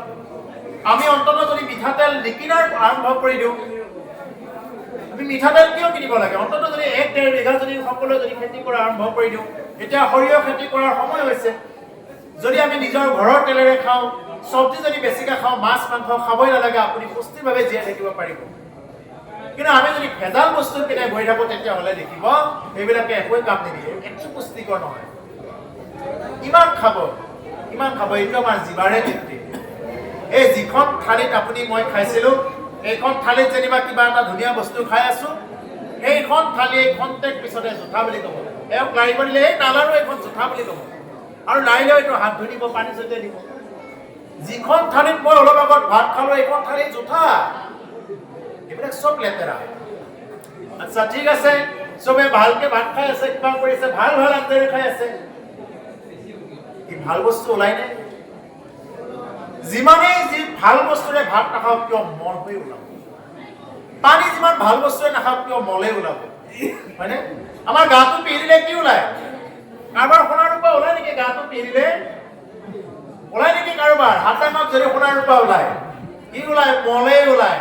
এনেকে গাটো যদি ভালকে পিহি দিয়ে, এইটো মলে ওলাব। ভিতৰখনতো গোটেই মলে, খালেও গোটেই মলে। সেইকাৰণে কি কৈছে? এই নাম লোৱা অ মলৰ দেহা নহয় যুগমীয়া, অ নাম লোৱা নহয় দেহা কোনে ৰূপে গঢ়া। এইটো মলৰহে দেহা। অ সোণৰ নহয়, ৰূপৰ নহয়, নহয় বিনা পৰা মানৱী দেহা নহয় যুগমীয়া। এইটো দেহা যুগমীয়াও নহয়। ঐ মানৱী দেহা কোনে জানো গঢ়া, এই মানৱী দেহা ৰূপে জানো গঢ়া। ও সোণৰ নহয়, ৰূপৰ নহয়, নহয় বিনা পৰা মানৱী দেহা নহয় যুগমীয়া। এইটো কিবা সোণেৰেও গঢ়া নহয়, ৰূপেৰেও গঢ়া নহয়, এইটো কিবা মীনা কৰাও দেহা নহয়। এইটো কি? এইটো হ'ল এই আজি হাঁহি আছো ক'বতো নোৱাৰো, কালি বা কি আছে হাঁহি, এনেকুৱা ধৰণৰ এটা দেহা। গতিকে সেইকাৰণে প্ৰভুসকল, এই দেহটোক লৈ ইমান কিবা আশা কৰি থাকিব নালাগে। এই দেহটো চববিলাক মলে, খালে ললে চববিলাক মলেই হয়। সেইকাৰণে এই মলৰ দেহটোক লৈ কিয় ইমান আমি চিন্তা কৰি থাকোঁ? আৰে তুমি যি ভাতকেইটা খালা, ইয়াৰ পৰা নি এটা চুবাই দিলা, লগে লগে যদি শিলগুৰি এটা পাই উলিয়াই দিলা, উলিয়াই দিয়াৰ লগে লগে সেইটো কি বুলি ক'ব? যদি প্লেট এখনত যদি কোনোবাই উলিয়াই দিয়ে, তো কোনোবাই খাব নেকি? এইটো ভাল বস্তুৱে আছিল নহয়, তুমিতো ভালকে এইটো নাপাবো দিছিলা, এইটো খাব নেকি কোনোবাই? হাত পাতি ল'ব নেকি? দিয়ক দিয়ক মোক দিয়ক। নলয়। কিয় নলয়? আৰে সেইটো মল হয়। কি আছে? কি আছে? ভালকে ভাবি চাওক। এই তত্ত্বটোৰ কথা কৈছো, আৰু দেহ তত্ত্বত যোৱাই নাই, এই কথাটো বেলেগ। এই তত্ত্বটোৰ পৰাই ভাবি চাব যে কি আছে, কাক লৈ আমি ইমান কিবা মৰি আছো। এই যে দামী দামী কিবা বেলেগ কিবা খাব লাগে, অন্য জীৱক কষ্ট দিব লাগে, ভগৱানৰ ওচৰত এটাই প্ৰাৰ্থনা কৰিব লাগে, হে ভগৱান মোৰ দ্বাৰা যাতে কোনো জীৱই কষ্ট পাব লগা নহয়, মই যাতে কাৰো কষ্টৰ কাৰণে মই জীয়াই থাকিব লগা নহয়, কাকো যাতে দুখ দি কাৰোবাৰ যাতে জীৱ জন্তুৰ মঙহ খাই যাতে মই যাতে কষ্ট দিব লগা নহয়, মই যাতে তৃপ্তি হৈ থাকিব লগা নহয়, এইখিনি অন্তত যাতে তুমি মোক কৃপা কৰা, এই বুলি ল'ব লাগে। মই কাৰো দুখৰ কাৰণ নোহোৱাকৈ মই জীয়াই থাকিব বিচাৰোঁ ভগৱান, মই আমাৰ কোনো পৰিয়ালৰো দুখৰ কাৰণ নোহোৱাকৈ মই জীয়াই থাকিব। যদি কাৰোবাৰ দুখ হৈছে মই থকাত তেতিয়াহ'লে দৰকাৰ হ'লে ময়ে যাতে আঁতৰ হৈ যাব পাৰোঁ, কিন্তু বাকীবিলাক সুখত থাকক। এইটো হ'ল সন্তজনৰ হ'ল, এইটো হৃদয়ৰ পৰা এইটো প্ৰাৰ্থনা কৰে। সৰ্বে ভৱন্তু সুখিনঃ সৰ্বে সন্তু নিৰাময়া সৰ্বে ভদ্ৰাণি পশ্যন্তু মা কশ্চিৎ দুৰ্ভাগ ভৱেৎ। হে ভগৱান সকলোৱে ভালে থাকক, সকলো সন্তই মানে শান্তিত থাকক, সৰ্বে ভৱন্তু সুখিনঃ সকলো সন্ত সুখীত থাকক, সুখী হৈ থাকক। সৰ্বে ভদ্ৰাণি পশ্যন্তু মা কশ্চিৎ দুৰ্ভাগ ভৱেৎ। হে ভগৱান যে কাৰোৰ জীৱনত যাতে দুখেই নাহক, যদি কিবা আহিব লগা আছে মোৰ তাতে আহক, কিন্তু কাৰোৰ জীৱনত যাতে দুখ নাহক, এনেকুৱা এটা দুখ বুলি সন্তজনে প্ৰাৰ্থনা কৰে। আৰু আমি ঈশ্বৰৰ ওচৰত কিবা এখন কল দি তামোল পাণ একযোৰ দি কিবা এটা অৰিহণা দি আমি কি বুলি প্ৰাৰ্থনা কৰোঁ, প্ৰভু সেইটো দিয়ক সেইটো দিয়ক, কেৱল দিয়ক আৰু দিয়ক বুলি প্ৰাৰ্থনা কৰোঁ। কিন্তু দিয়া লোৱা এইটো গিভ এণ্ড টেক পলিচি বুলি কয়। এই LIC নিচিনা এনেকুৱা পলিচিৰে ভক্তি নহয়। ভগৱানৰ ওচৰত কিবা মাগিব নালাগে। যেনেদৰে নামাগিলেও বেমাৰ আজাৰ হয় মানুহৰ, যেনেকুৱাকে নামাগিলেও দুখ কষ্ট জীৱনলৈ নামি আহে, ঠিক তেনেকুৱা নামাগিলেও তুমি যদি জীৱনত প্ৰাপ্ত হ'ব লগা আছে তুমি কোনোদিন মুখেৰে ক'ব লগা নহয়। এইটো স্পষ্ট, একদম হৃদয়ত বহুৱাই ল'ব, এইটো স্পষ্ট কথা। তেওঁৰ ওচৰত আমি কোনোদিন নামাগো, হে ভগৱান কি দিব লগা আছে তুমি জানা। সেইকাৰণে মই কওঁ, যিসকলক ভগৱানে যদি কেতিয়াবা দয়া কৰে, ভগৱানে যদি 4খন হাতেদি দিয়ে, আপুনি মই 2খন হাতেদি এনেকে লৈ বলে নোৱাৰিম বুলি ক'লো, এইকাৰণে কথা কওঁ। ভগৱানে যদি 4খন হাতেদি দিব আৰম্ভ কৰি দিয়ে, আপুনি মই 2খন হাতেদি লৈ বলে নোৱাৰিম। আৰু যদি কিবা কাৰণত তেওঁ ৰুষ্ট হৈ 4খন হাতেদি দিয়া আৰম্ভ কৰি দিয়ে, আপুনি মই এনেকে 2খন হাতেৰে খামোচা মাৰি ধৰিও ৰাখিব নোৱাৰিম। সেইকাৰণে বৰ বেছি কিবা কৰিব নালাগে। চব তেওঁৰ ইচ্ছা, চব ঈশ্বৰৰ ইচ্ছা বুলি চলি থাকিব। ঈশ্বৰৰ বাহিৰে বেলেগ একোৱেই নাই প্ৰভুসকল, কি আছে এই সংসাৰত, একো নাই। গতিকে সেইকাৰণে এই ভাৱেৰে যদি আমি চলিব পাৰোঁ, এই ভাৱটোৱে অমৃতলৈ ৰূপান্তৰিত হ'ব। সেইকাৰণে ইয়াতে এই কথাখিনি এতিয়া আহিছে, সেই সময়ত সমস্তৰে ভৈলা কৃষ্ণ ঈশ্বৰ বুদ্ধি, সেই সময়ত ঈশ্বৰ বুদ্ধি হৈ গ'ল। আৰু আনন্দতে সমস্ত যাদৱ বংশক প্ৰশংসা কৰিলে আৰু কৈছে যে হে উগ্ৰসেন যাদৱ বংশসকল, বসুদেৱ তোমালোকৰ জানিলো যে মনুষ্য জনমটো কিমান সাফল্য হ'ল। জগতক যিটোৱে নেকি ব্ৰহ্মময় দেখা পালে জ্ঞানীগণৰ মধ্যত খ্যাত, ঈশ্বৰৰ মূৰ্তি কৃষ্ণক নেদেখে ধ্যানত সেইটো সাক্ষাৎ। গতিকে ধ্যানতো কোনোবাই সাক্ষাৎ দেখা নাপাব পাৰে, যদি কোনোবাই বহুত জ্ঞানীও হয়, যদি কোনোবা বহুত জ্ঞানীও হয়, তেওঁ কিন্তু ঈশ্বৰ কৃষ্ণক দেখা নাপাবও পাৰে। আৰু যদি কোনোবা অজ্ঞানীও হয়, কিন্তু তেওঁ ঈশ্বৰক দেখা পাব পাৰে। এইটো প্ৰবাদ আছে বৃন্দাবনৰ কাহিনী এটা। বৃন্দাবনত ভান্দিৰ বন আছে। ভান্দিৰ বনত কোৱা অনুসৰি তাতে ব্ৰহ্মাই ৰাধা কৃষ্ণক বিয়া কৰাই দিছিলে সৰু অৱস্থাতে, এইটো কোৱা প্ৰবাদ আছে। এই ভান্দিৰ বনৰ কথা কৈছো। এই ভান্দিৰ বনত কি কৰিছিলে, তাতে মানে ওচৰতে এজন সন্তই প্ৰবচন কৰি থাকে, ভাগৱত প্ৰবচন বৃন্দাবনত। এইটো সত্য ঘটনা। বৃন্দাবনত যেতিয়া নেকি এনেকুৱা প্ৰবচন কৰি থাকে, একদম পিছফালে একো নাজানে, একদম খোলা। কোনোবাই যদি কয় সূৰ্যটো এইখিনিৰ পৰাই উদয় হয় বুলি ক'লে তেওঁ সেইটোৱে সঁচা বুলি মানি লয়। হয় হয় ইয়াৰ পৰাই হয়, পিছে এনেকুৱা খোলা এটা, মানে একদম মনটো এনেকুৱা ভুলি যোৱা, একদম কোনো ধৰণৰ কৃত্ৰিমতা নাই, মানে তেওঁ এনেকুৱা ভোলা তেওঁ। আৰু তেওঁ ভাগৱত কথা কৈ আছে, এই পিছফালে বহি তেওঁ শুনি থাকে, গৰু চৰাব আহি পিছপিনে বহি শুনি থাকে। এতিয়া যেতিয়া নেকি শুনি আছে, গুৰুদেৱে এতিয়া মানে কৈ আছে, ভাগৱত বক্তা যেনেকুৱাকৈ আজি ব্যাখ্যা কৰিব আমাক মাতিছে, এতিয়া ঠিক তেনেকুৱা তাৰে ব্যাখ্যাকাৰকজনে, তাৰে কথাকাৰজনে এতিয়া কৈ আছে, বোলে ভগৱানে ভান্দিৰ মনত গৰু চৰাব এতিয়াও আহে এনেকৈ কৈ আছে তেওঁ ঈশ্বৰৰ ফলত কৈ আছে বোলে ভগৱানে ভান্দিৰ মনত গৰু চৰাব এতিয়াও আহে দেখাত খুব সুন্দৰ শ্যাম বৰণীয়া চকুকেইটা পদুম ফুলৰ কলিটোৰ দৰে ৰত্নৰ তিলক উজ্জন্তিবিলাক পিন্ধি আছে আঙঠিবিলাক খুব সুন্দৰ জিলিকি আছে ইমান সুন্দৰ শ্যাম বৰণীয়া কলেৱৰ আৰু সেইজন ঈশ্বৰ কৃষ্ণই খুব সুন্দৰ গৰু চৰাব এতিয়াও আহে ভান্দিৰ মনত এই বুলি কি ভাগৱতৰ কথাৰ মাজতে এই গুৰুজনে ধৰি শিষ্যসকলক কৈ আছিলে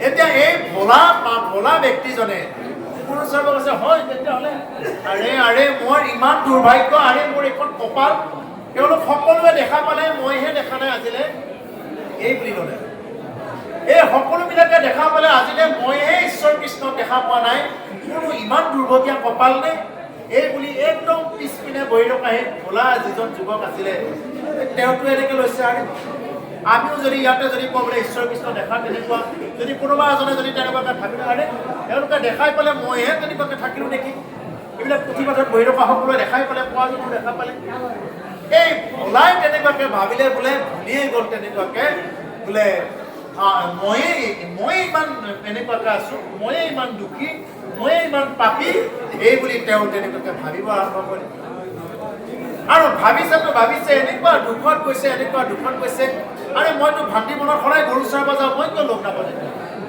মইতো সদায় গৰু চৰাব যাওঁ ভান্দিৰ মনত মইতো লগ পাব লাগিছিলে নাই মই অহাকালি একদম যাই লগ কৰিমেই এই বুলি তেওঁ লগ কৰিব গৈ এনেকুৱা এটা ভাৱত গৈছে পূৰ্বকল এনেকুৱা ভাৱত গৈছে আৰে কৃষ্ণ তুমি সদায় গৰু চৰাব আহা তুমি সদায় গৰু চৰাব আহি তুমি এনেকৈ মনে মনে গুচি যোৱা মই বাকী চবকে তুমি দেখা দিলা আৰু মইহে দেখা নাপাওঁ মই ইমান পাপিষ্ঠ মই ইমান মূঢ়মতী মই ইমান নিকিন মই ইমান নিপীড়িত মই ইমান দিনহীন মই ইমান অনাথ মই ইমান দুখী মই ইমান নিকিন মই ইমান বেবিচাৰী নে এই বুলি নিজকে ইমান নিজ ভাৱত লৈছে ঈশ্বৰ কৃষ্ণ মানে এতিয়া নহাকে থাকিব নোৱাৰে ইমান নিখিন ভাৱত লৈছে নিজকে আৰে সকলোৱে দেখা পালে মই কিয় দেখা নাই বিচাৰি ফুৰিছে গোটেই ভান্দিৰ বনখন একদম বিচাৰি ফুৰিছে এতিয়া নাই ক'তো দেখা নাপায় এনেকে বহুত সময় তেওঁ ভাৱেৰে আকুল ভাৱেৰে মাতি আছে তেওঁৰ এটাই কথা বাৰ বাৰ একদম মনত তেনেকুৱা দুখেৰে কৈ আছে আৰে বাকী চবে দেখা পালে ময়ে থাকি থাকিলোঁ এতিয়া এইটোৱেই তেওঁৰ দুখ চবে দেখা পালে ময়ে থাকিলোঁ আমাৰ গুৰুৱেও দেখা পালে এতিয়া মই আৰু পিছপিনে বহি পেলাই মইহে দেখা নাপালোঁ ক'ত দেখা পাম আৰু মই একোৱেই নাজানো এইবিলাক ঈশ্বৰ কৃষ্ণই দেখা নিদিয়াকৈ থাকিব নোৱাৰিলোঁ আৰু তেওঁ কি কৰিলে ইমান সুন্দৰ মানে ভূবৎসবিলাক লৈ আহিছে আৰু লৈ আহি কি কৰিছে একদম খুব সুন্দৰকৈ আহি আছে আৰু আহি দেখাৰ লগে লগে মানে সেই ভোলাৰ মন এনেকুৱা হৈ গৈছে আৰে তেওঁ দেখিবলৈ ইমান সুন্দৰ আৰে আজি সঁচাকৈ মই দেখাব নোৱাৰি বুলি একদম মানে এতিয়া যিমানে চাইছে ওচৰত যাবও তেওঁৰ সাহস হোৱা নাই আৰু সেইফালে মানে তেওঁৰ পিনে ভগৱন্ত পুৰুষে আহি আছে আৰু আহি ঠিক ওচৰ পাইছে ঠিক ওচৰ পাব আৰু সেইখিনি সময়ত মানে একদম মানে ভোলাক এনেকুৱাকৈ কৈছে যে সেই ভোলা সুধিছে প্ৰথমতে তোমাৰ নামটো কি তেতিয়া তেওঁ ক'লে বোলে মোৰ নামটো ভোলা আৰে ভোলাটো তই ভোলাই আৰু ইমান ভাল পাইছে তেওঁ ইমান ভাল ইমান চিধা চাধা ভক্ত ইমান চিধা ভক্ত কোনো বেকা বোলা বস্তুটোৱে নাই মানে ইমান চিধা আৰে ভোলা তোৰ কি ৰুটি চুটি আনিছা যদি মোক দিয়া মই খাওঁ মোৰ বৰ ভোক লাগিছে এই বুলি কি কৰিলে ভোলাৰ পৰা তেনেকুৱাকৈ ৰুটি লৈ কি কৰিলে মানে ৰুটি খুজি মানে এটা খালে দুখন ৰুটি সেই দুখন ৰুটিৰ এখন মানে ঈশ্বৰ কৃষ্ণই খুজি খালে আৰু এখন তেওঁ নিজে খালে এখন মানে ঈশ্বৰ কৃষ্ণৰ পিনে চাই থাকোঁতে ভোলাৰ মানে এনেকুৱা হৈ গৈছে মানে সেই ৰুটি টুকুৰা মানে খাব পাহৰি আছিলে বহুত সময় খাব পাহৰি পিছত ধৰি ভগৱন্ত পুৰুষে ক'লে মোৰ বৰ ভোক লাগি আছে তোমাৰ ৰুটিখন মোকে দিয়া নহ'লে মোৰ বৰ ভোক লাগি আছে নাই তোমাক দিলে আকৌ মোৰ বৰ ভোক লাগিব এনেকুৱা সাধাৰণভাৱে ল'লে যে তোমাক দিলে আকৌ মই দেখোন লঘোণত থাকিব লাগিব মোৰ কি হ'ব নাই এফাল দিয়া অন্ততঃ এনেকৈ কৈ এফাল এটা লৈ ল'লে আৰু এফাল তুমি খাই পেলাই আহিলে তেতিয়া পিছদিনা মানে ক'লে তুমি অহাকালি আহিলে কিন্তু মোৰ কাৰণে বেছিকৈ লৈ আহিবা মোৰ বহুত ভোক লাগি থাকে এই বুলি কৈছে তুমি যেতিয়া অহাকালি গৰু চৰাব আহিবা তুমি কিন্তু মোলৈ বেছিকৈ লৈ আহিবা। আৰু ভোলা ঠিক তেতিয়া কি কৰিছে মানে এনেকুৱাকৈ পিছদিনা তেনেকুৱাকৈ বস্তু ল'বৰ কাৰণে গৈছে। গুৰুদেৱে এনেকুৱাকৈ চাই আছে বোলে আজি কিয় ইমান ৰুটিৰ যোগাৰবিলাক কিয় লৈছে ইমান, এই যে ৰুটিবিলাক যে ইমানকৈ বান্ধি লৈছে আজি কিয় লৈছে। এতিয়া মানে গুৰুদেৱক কৈছে বোলে গুৰুদেৱ আপুনি যে কৈছিল মই লগ পালোঁ নহয়, একদম সেইখিনি কথা কওঁতে একদম থটমত হৈ গৈছে। এনেকুৱা থটমত হৈ গৈছে, আপোনালোকেতো দেখা পাইছিলে ইয়াতে বহি থকা সকলোতো দেখাই পালে, মইহে দেখা নাছিলোঁ, কিন্তু সঁচাকৈ মই দেখাই পালোঁ। গুৰুদেৱে কৈছে মিছাকৈ কৈছে নেকি, ঠিক আছে এটা প্ৰমাণ চাম এই বুলি এটা প্ৰমাণ চাবৰ কাৰণে হ'লে বোলে ঠিক আছে তুমি দেখা পাইছা মই বৰ্ণনা কৰি থাকোঁতে মই সেইদিনা বৰ্ণনা কৰিছিলোঁ তেওঁৰ চকুকেইটা হাতকেইখনৰ বৰ্ণনা কৰিছিলোঁ, কিন্তু মই ভৰিৰ তলৰখিনি বৰ্ণনা কৰা নাই, এই চৰণৰ কথাখিনি মই বৰ্ণনা কৰা নাই। গতিকে কি কৰা যে এই চৰণৰ কথাখিনি মোক কোৱা, তুমি চৰণত কি দেখা পাইছা। আৰু তেতিয়া ভোলাই ক'লে বোলে যে তেওঁৰ চৰণত মানে কেতিয়াবা ভৰিখন এনেকৈ যদি এনেকৈ দাঙি দিয়ে, কেতিয়াবা এটা মানে চক্ৰৰ চিহ্ন হয়, কেতিয়াবা এটা গদাৰ চিহ্ন হয়, এনেকুৱা মানে চিহ্নবিলাক হৈ গৈ থাকে। আৰু যেতিয়া চিহ্নবিলাক হৈ গৈ থাকে বুলি গম পালে তেতিয়া আৰু গুৰুদেৱৰ বুজিবলৈ বাকী নাথাকিল যে সঁচাকৈ যে এওঁ যে ঈশ্বৰে দৰ্শন দিছে এইটো বুজিবলৈ বাকী নাথাকিল। তেতিয়া ভগৱন্ত পুৰুষক মানে এই কথাখিনি ক'ব দিলে মানে গুৰুদেৱে কৈছে বোলে যোৱা তুমি যাই এটা কাম কৰিবা যে মই ইয়াত যোগাৰ কৰি ৰাখিম, খাবৰ কাৰণে বহুত যোগাৰ কৰি ৰাখিম, তুমি মোৰ ওচৰত লৈ আহিবা তেওঁ। আৰু তেওঁ এনেকুৱা চিধাকৈ ভাবিছে আৰে এই গুৰুদেৱে কিজানি মাতিয়ে থাকে, গুৰুদেৱে কিজানি কাৰোবাৰ তেনেকৈ কৈয়ে থাকে, গতিকে আজি মোক গুৰুদেৱে এটা আজ্ঞা কৰিছে, মোৰ ইমান ভাগ্য এইবুলি ভোলাৰো মনটো মানে আৰু ভাল লাগিব। আৰে গুৰুদেৱে তেওঁক মাতিবৰ কাৰণে মোক আজ্ঞা কৰিছে, অন্যদিনা হয়তো তেওঁৰ বেলেগ প্ৰিয় শিষ্যবিলাকক আজ্ঞা কৰে, আজি মোক আজ্ঞা কৰিছে গুৰুদেৱে তেওঁক মাতিবৰ কাৰণে, এইটো পৰম ভাগ্য এইবুলি কি কৰিলে ভোলাই সেইটো মানে এনেকুৱা ল'লে। তাৰপিছতে ঠিক আছে এইবুলি তেওঁ গ'ল আৰু গৈ কি কৰিলে ঈশ্বৰ কৃষ্ণ সেইদিনা দেখা পালে। সেইদিনা অহাৰ পিছত ৰুটি খাব লৈছে, ৰুটি খোৱাৰ পিছত এতিয়া কৈছে বোলে এতিয়া তুমি মোৰ লগত যাব লাগিব। বোলে তুমি মোৰ লগত যাব লাগিব, ক'লে যাব লাগিব বোলে আমাৰ গুৰুৰ ওচৰত যাব লাগিব। গুৰুৱে মোক কৈ পঠাইছে বোলে নাই সেইবিলাক কথা বাদ দিয়া, ৰুটি খাই আছে কিন্তু কথাটো আওকাণ কৰি থাকে। এতিয়া ভগৱান কৃষ্ণই কথাটো আওকাণ কৰি থাকে, ৰুটিখিনি খাই থাকে কিন্তু সেই কথাটো আওকাণ কৰি থাকে। নাই আপুনি আওকাণ কৰিলে নহ'ব, দৰকাৰ ৰুটিখিনি থৈয়ে দিয়ক টকলা বান্ধি, আপুনি কিন্তু যাব লাগিব, সেইটো কিন্তু নহ'ব, আপুনি যাবই লাগিব। মোক গুৰুদেৱে কৈ পঠাইছে, আপোনাক লৈ যাব দিছে, আপুনি যাব লাগিব। আৰু কি কৰিলে ঠিক একদম মানে ঈশ্বৰ কৃষ্ণই নাযায়, তেওঁ নেৰে, কিন্তু ঈশ্বৰ কৃষ্ণ যাবৰ কাৰণে বাধ্য হ'ল। আৰু তেতিয়া কি কৰিলে গুৰুদেৱৰ ওচৰত লৈ গৈ সাক্ষাৎ কৰাই দিলে।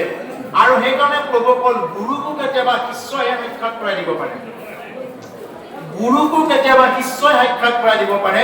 মানে গুৰু হ'লে যে তেওঁ যে সমস্তখিনি দেখিব তেনেকুৱা নহয়। যদি তেওঁৰ জীৱনত যদি সৌভাগ্য হয়, এজন যদি উপযুক্ত শিষ্য পায়, সেই উপযুক্ত শিষ্যজনে এজন গুৰুক মাৰ্গদৰ্শন কৰাব পাৰে, আৰু এজন শিষ্যক এজন গুৰুৱেও মাৰ্গদৰ্শন কৰাই দিব পাৰে।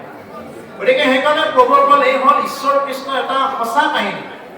গতিকে সেইকাৰণে প্ৰভুৰ ক'ল ভক্তি কৰিব গ'লে আমি যদি কৃপণালী কৃত্ৰিম ভাৱেৰে যদি কৰোঁ, কৃত্ৰিম ভাৱেৰে ভক্তি কৰিলে ভগৱান তাতে সন্তুষ্ট নহয়। আমি যে ঈশ্বৰক বোলে অমুক দিম তমুক দিম, বোলে মই বহুত দিছোঁ কিবা দিছোঁ, আৰে তোমাৰ মোৰ দিবৰ কাৰণে কি আছে, ঈশ্বৰক দিবৰ কাৰণে কি আছে। ব্ৰহ্মাণ্ডৰ ভিতৰত যিমানবিলাক বস্তু আছে চব দেখোন ঈশ্বৰ কৃষ্ণকে। ব্ৰহ্মাণ্ডৰ ভিতৰে যত বস্তু আছে হবেও তোমাক পাই যাদৱ ইদিব মাধৱৰা, যাদৱ ইদিব মাধৱৰা। হে যাদৱ হে মাধৱ তোমাক কি বুলি ঘোষণা কৰিম। ব্ৰহ্মাণ্ডৰ ভিতৰত যিমানবিলাক বস্তু আছে খবৰ দেখোন তোমাকেই পায়। আজি যে আপোনালোকে এই ফুলবিলাক দিছে, তামোল পাণ দিছে, এই সকলোবিলাক কি ঈশ্বৰৰ নিজৰ সৃষ্টি। আপুনি মই নিজে সৃষ্টি কৰিব পৰা নাই গতিকে সেইকাৰণে এতিয়া যে কোনোবাই ধন টকা পইচা দিছে সেইটোকো পইচা ঐশ্বৰ্য বিভূতি কি দিব তোমাক আপুনি লক্ষ্মীৰ পতি ঐশ্বৰ্য বিভূতি কি দিব তোমাক আপুনি লক্ষ্মীৰ পতি কিবা স্তুতি নতি কৰিব তোমাক কিবা স্তুতি নতি কৰিব তোমাক যাৰ ভাৰি যা সৰস্বতী যাদৱ কি দিব মাধৱ ৰায় যাদৱ কি দিব মাধৱ ৰায় হে যাদৱ হে মাধৱ তোমাক আমি কি বুলি পূজা কৰিম ঐশ্বৰ্য বিভূতি কি দিব তোমাক আপুনি লক্ষ্মীৰ প্ৰতি এই যে ঐশ্বৰ্য বিভূতি আমি কিবা দিয়া বুলি ভাবি থাকো বোলে একদম মই বোলে ভাগৱত অনুষ্ঠানত বহুত বোলে কিবা কিবি দিছো এই বুলি যদি ভবা যায় নাভাবিলে একো নাই যদি মই বহুত দিছো মোকে নিদিলে মইহে দিছো এইবিলাক চববিলাক থৈ দিব লাগে পাৰিলেতো দান কৰি প্ৰকাশেই কৰিব নালাগে আজিকালি বহুতে এখন ৱাল দান দিও ৱালৰ ওপৰত নিজৰ মৃত্যু মাক বাপেক চববিলাকৰ নাম লিখি দিয়ে এনেকুৱা দানবিলাক নহয় এইবিলাক কি দান দিব ঈশ্বৰৰ ওচৰত আৰে দান দিলে সোঁহাতে দান দিলে বাওঁহাতে গমেই পাব নালাগে এই হ'ল দান প্ৰকৃত দান হ'ল এইটো যে সোঁহাতে দান দিলে বাওঁহাতে গমেই পাব নালাগে আৰু আমাৰ কি দেখা পাওঁ বোলে আমাৰ যদি 10 টকা এটা মই দিয়াটো বোলে চান্দাত মোৰ নামটো নুঠিল 100 টকা দিয়াত মোৰ নামটো নুঠিল দৰকাৰ হ'লে তেওঁ বেলেগ এটা ফৈদ সৃষ্টি কৰি দিব মোৰ নামটো কিয় নাহে আৰু আজিকালি দান দি এখন গামোচা ল'বৰ কাৰণে যায় দান মানে গামোচা নিদিলে দামো নিদিয়ে ঠিক গতিকে সেইকাৰণে প্ৰভুখন দান দিয়াৰ পিছত যিমানে প্ৰকাশ নকৰে সিমানে ভাল অহংকাৰৰ পৰা ৰক্ষা পায় সেইকাৰণে বহুত জনা শুনা বিজ্ঞ ব্যক্তিয়ে দান দিলে কি বুলি লিখে অজ্ঞাত বুলি লিখি দিয়ে মানে অজ্ঞাত কোনে দিছে পাত্তা নাই কিন্তু তাতে কিবা এটা দান দিছে 500 1000 2000 যি পাই দিছে কিছুমানেতো সৰুকো দান দিয়ে কিন্তু এইটো অজ্ঞাত নাম নিলিখে নাম নিলিখা দান নাম যিমানে প্ৰচাৰ হ'ব সিমানে তাৰমানে সেই দানে কি নকৰিব ক্ৰিয়া নকৰিব কাৰণ আমাৰ দান দিব পৰা আমাৰ কি আছে আমাৰ এনেকুৱা যোগ্যতা নাই আমাক এই দেহাটো ভগৱানে দান দিছে আমি আৰু কি দান দিম তেওঁ এই দেহটো ভগৱানে দয়া কৰি দান দিছে কিন্তু এই মানৱ দেহাটো দয়া কৰি দান দিয়াৰ পিছতো যদি দেহাটো যদি ব্যৱহাৰ কৰিব নাজানিলো ইয়াতকৈ আৰু দুখী নাই ইয়াতকৈ আৰু দুখী নাই যদি আমি ব্যৱহাৰ কৰিব নাজানিলো এৰা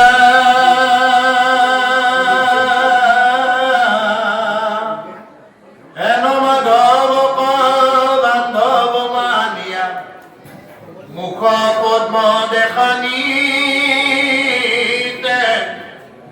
দুৰ্লভ প্ৰভু গয় প্ৰয়াসে পাইলা পৰম গুণ গুণয়ে পচিতে কিয়াৰে ৰামটো ধৰিব হে ৰাম যাৰ বাইকে বেদ পাঠু দপং গংগা তুলুক পবিত্ৰ কৰে যাৰ কীৰ্তি যশ শ্ৰৱণ কীৰ্তন ও ৰাম জগতয়াতি উদ্ধাৰে কিয়াৰে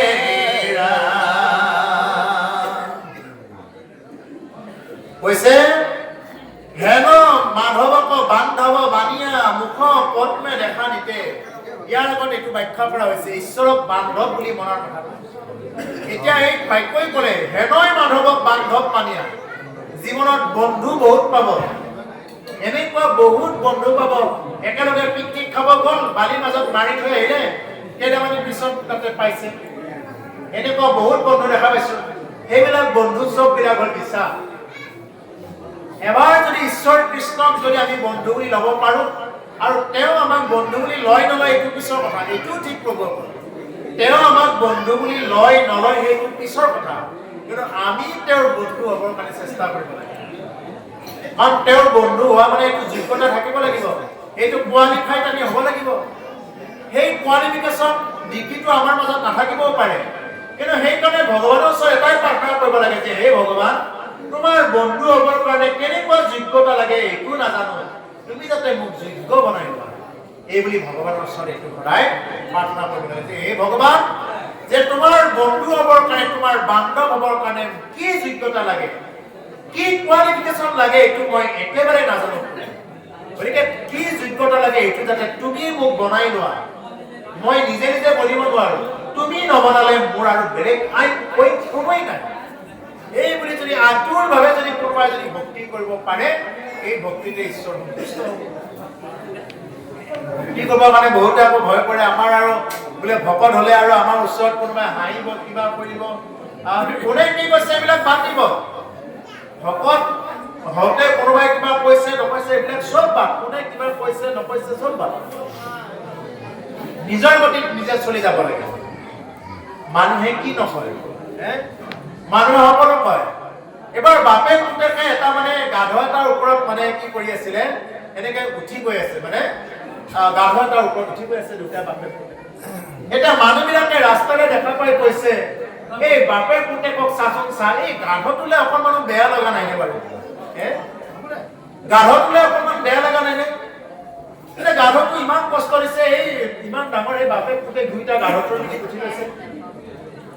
আৰু তেতিয়া কি কৰিলে, বাপেকে ক'লে বাপা তুমিয়ে উঠা আৰু মই নামি লওঁ। এই বুলি বাপেকে কি কৰিলে, গাধৰ পৰা নামি ল'লে আৰু পুতেকক গাধটোৰ ওপৰত উঠাই দিছে। এতিয়া আকৌ মানুহবিলাকে ক'ব ধৰে, বোলে চাচোন চা, ল'ৰাটো হোৱাৰ পিছত এই ইমান ডাঙৰ ল'ৰাটো এনেকুৱাকে গাধৰ ওপৰত উঠি গৈ আছে, দেউতাকক খোজ কাঢ়াই লৈ গৈছে, চাচোন চা। এই বুলি মানুহবিলাকে ক'লে। তেতিয়া পুতেকৰ বেয়া লাগি ক'লে, বোলে দেউতা তুমি এই গাধৰ পিঠিত উঠা, মই নামি যাওঁ। এই বুলি পুতেকে খোজ কাঢ়ি গ'ল, এইবাৰ বাপেকক উঠাই দিলে গাধৰ পিঠিত। এইবাৰো মানুহে ক'ব আশা নাহিলে, বোলে চাচোন চা, এই হেৰি মানে কি কৰিছে, এই পুতেকটোক খোজ কাঢ়া দিছে, বাপেকটো হয়, অকণমানো বেয়া লগা নাইনে বাৰু? এইবাৰ বাপেকে পুতেকে দুইটাই গাধৰ পিঠিৰ পৰা নামি ল'লে। এইবাৰ আকৌ মানুহবিলাকে ক'লে চাচোন চা, ইহঁত কেনেকুৱা গাধ নে গাধই আৰু ইহঁত। এই গাধটো লৈ গৈ আছে, ইহঁতে পিঠিত উঠিব লাগে, খোজ কাঢ়িও যায়নে মই কোনোবা খোজ কাঢ়ি যায়। কথাটো হ'ল এইটো প্ৰভুকণ, মই এইটোৱে ক'ব বিচাৰিছো এই কাহিনীটোৰ পৰা, জীৱনত সদায় আগুৱাই গৈ থাকক। ভগৱন্ত পুৰুষক বিশ্বাস ৰাখি আধ্যাত্মিকভাৱে পুষ্ট হৈ আগুৱাই গৈ থাকক। আপোনাক কোনে কি কৈছে, কোনে নকৈছে, কোনোবাই ভাল বুলিবও দৰকাৰ নাই, কোনোবাই ভাল বুলিলেও বহুত ঘূৰি নাচাব, আৰু বেয়া বুলিলেও বহুত ঘূৰি নাচাব, দৰকাৰ নাই। আপুনি নিজৰ পিনে নিজে আগুৱাই গৈ থাকক, দেখিব আপুনি গন্তব্যস্থানত উপনীত হৈছে। আৰু বাকীবিলাকে তেনেকুৱা ভুকিয়ে দেখিলে। গাঁৱত যে হাতী আহে, হাতী আহিলে কি কৰে? বেলেগ কোনো জীৱৰ মানে কমপ্লেইন নাই, এটা জীৱৰ বিৰাট কমপ্লেইন। কাৰ কমপ্লেইন?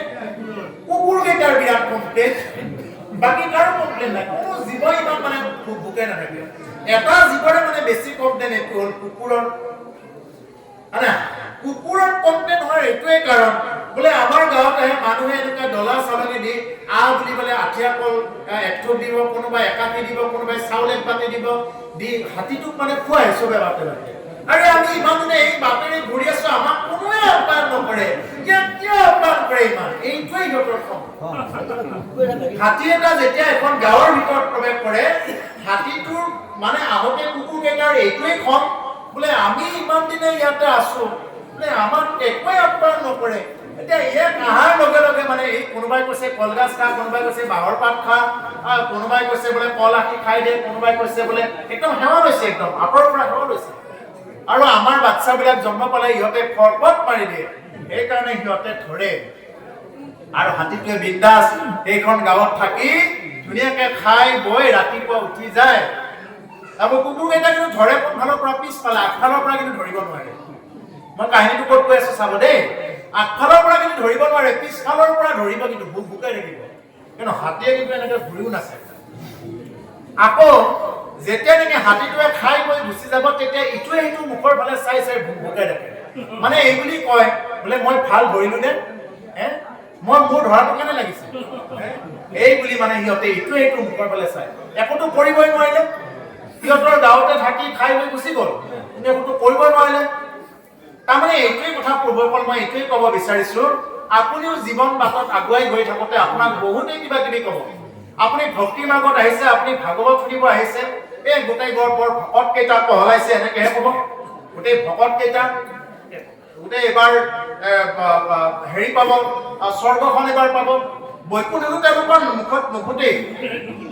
বৈকুণ্ঠ কি স্বৰ্গ কি এইটোৰ পাৰ্থক্য তেওঁলোকে নাজানে। এটাই ক'ব বোলে বৰ স্বৰ্গখন পাব।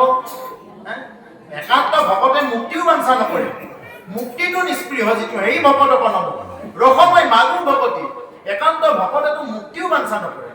কিন্তু কিছুমানে সেনেকুৱা ক'ব, আপোনাক জীৱনত যোনেই যি সমালোচনা নকৰক কিয়, আপোনাক যোনে যেনেকুৱাকে যিমান কৈ নাথাকক কিয়, আপুনি যদি সৎ পথত আছে, আপুনি আগুৱাই গৈ থাকক, কাৰো প্ৰতি দৃষ্টি নকৰিব, দেখিব আপোনাৰ জীৱন ধন্য হ'ব। আৰু আপুনি যেতিয়া নেকি সেইকেইটা মানুহক বেছি গুৰুত্ব দিয়া আৰম্ভ কৰিলে, লগে লগে কিন্তু আপোনাৰো কিন্তু সেইটো স্থানতেই কিন্তু ৰৈ ল'ব লগা হ'ব। এই কাছ আৰু হেৰি দৌৰ খেলাৰ নিচিনা হ'ব, ৰৈ যাব লাগিব। কাছ আৰু শহাৰ যিটো দৌৰ খেল আছিল নহয়, সেই কাহিনীটোৰ নিচিনা হ'ব যদি ৰৈ যোৱা যায়। গতিকে সেইকাৰণে প্ৰভুসকল আমি যাতে তেনেকুৱাকে ভগৱত ভক্তিৰ দ্বাৰা আমি আগুৱাই যাব পাৰোঁ। কাহিনীটো বহুত দীঘল, ৰস আছে, আপোনালোকে হয়তো এৰিব, ৰাতি হৈছে আৰু এইটোৰ পৰা যাবৰ কাৰণে বৰ বেছি নাই, 10:30 বাজিলে আৰু অকণমান চাই আমি এৰিব লাগিব। ইয়াৰ পিছত আমাৰ বিমল ডেকা বাপ আছে, তেওঁ যদি আপোনালোকে কয়, যদি সময় থাকে তেতিয়াহ'লে তেওঁ অকণমান চাব, অকণমান সময়, আৰু আমি অকণমান চাই এৰিম। হে ৰাম যাৰ বাক্য বেদ পাদুদ পঙ্গা তলুক পবিত্ৰ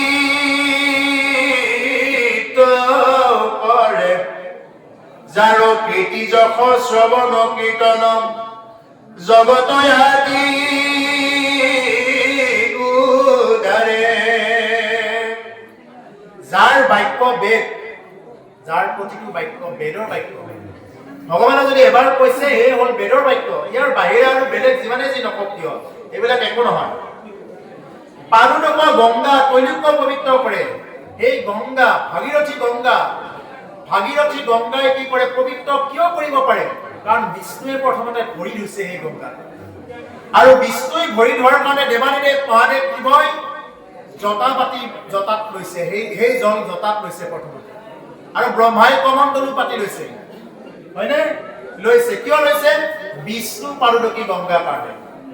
সেইকাৰণে দেৱানীদেৱ মহাদেৱ শিৱইও ৰাম নামেই জপ কৰে।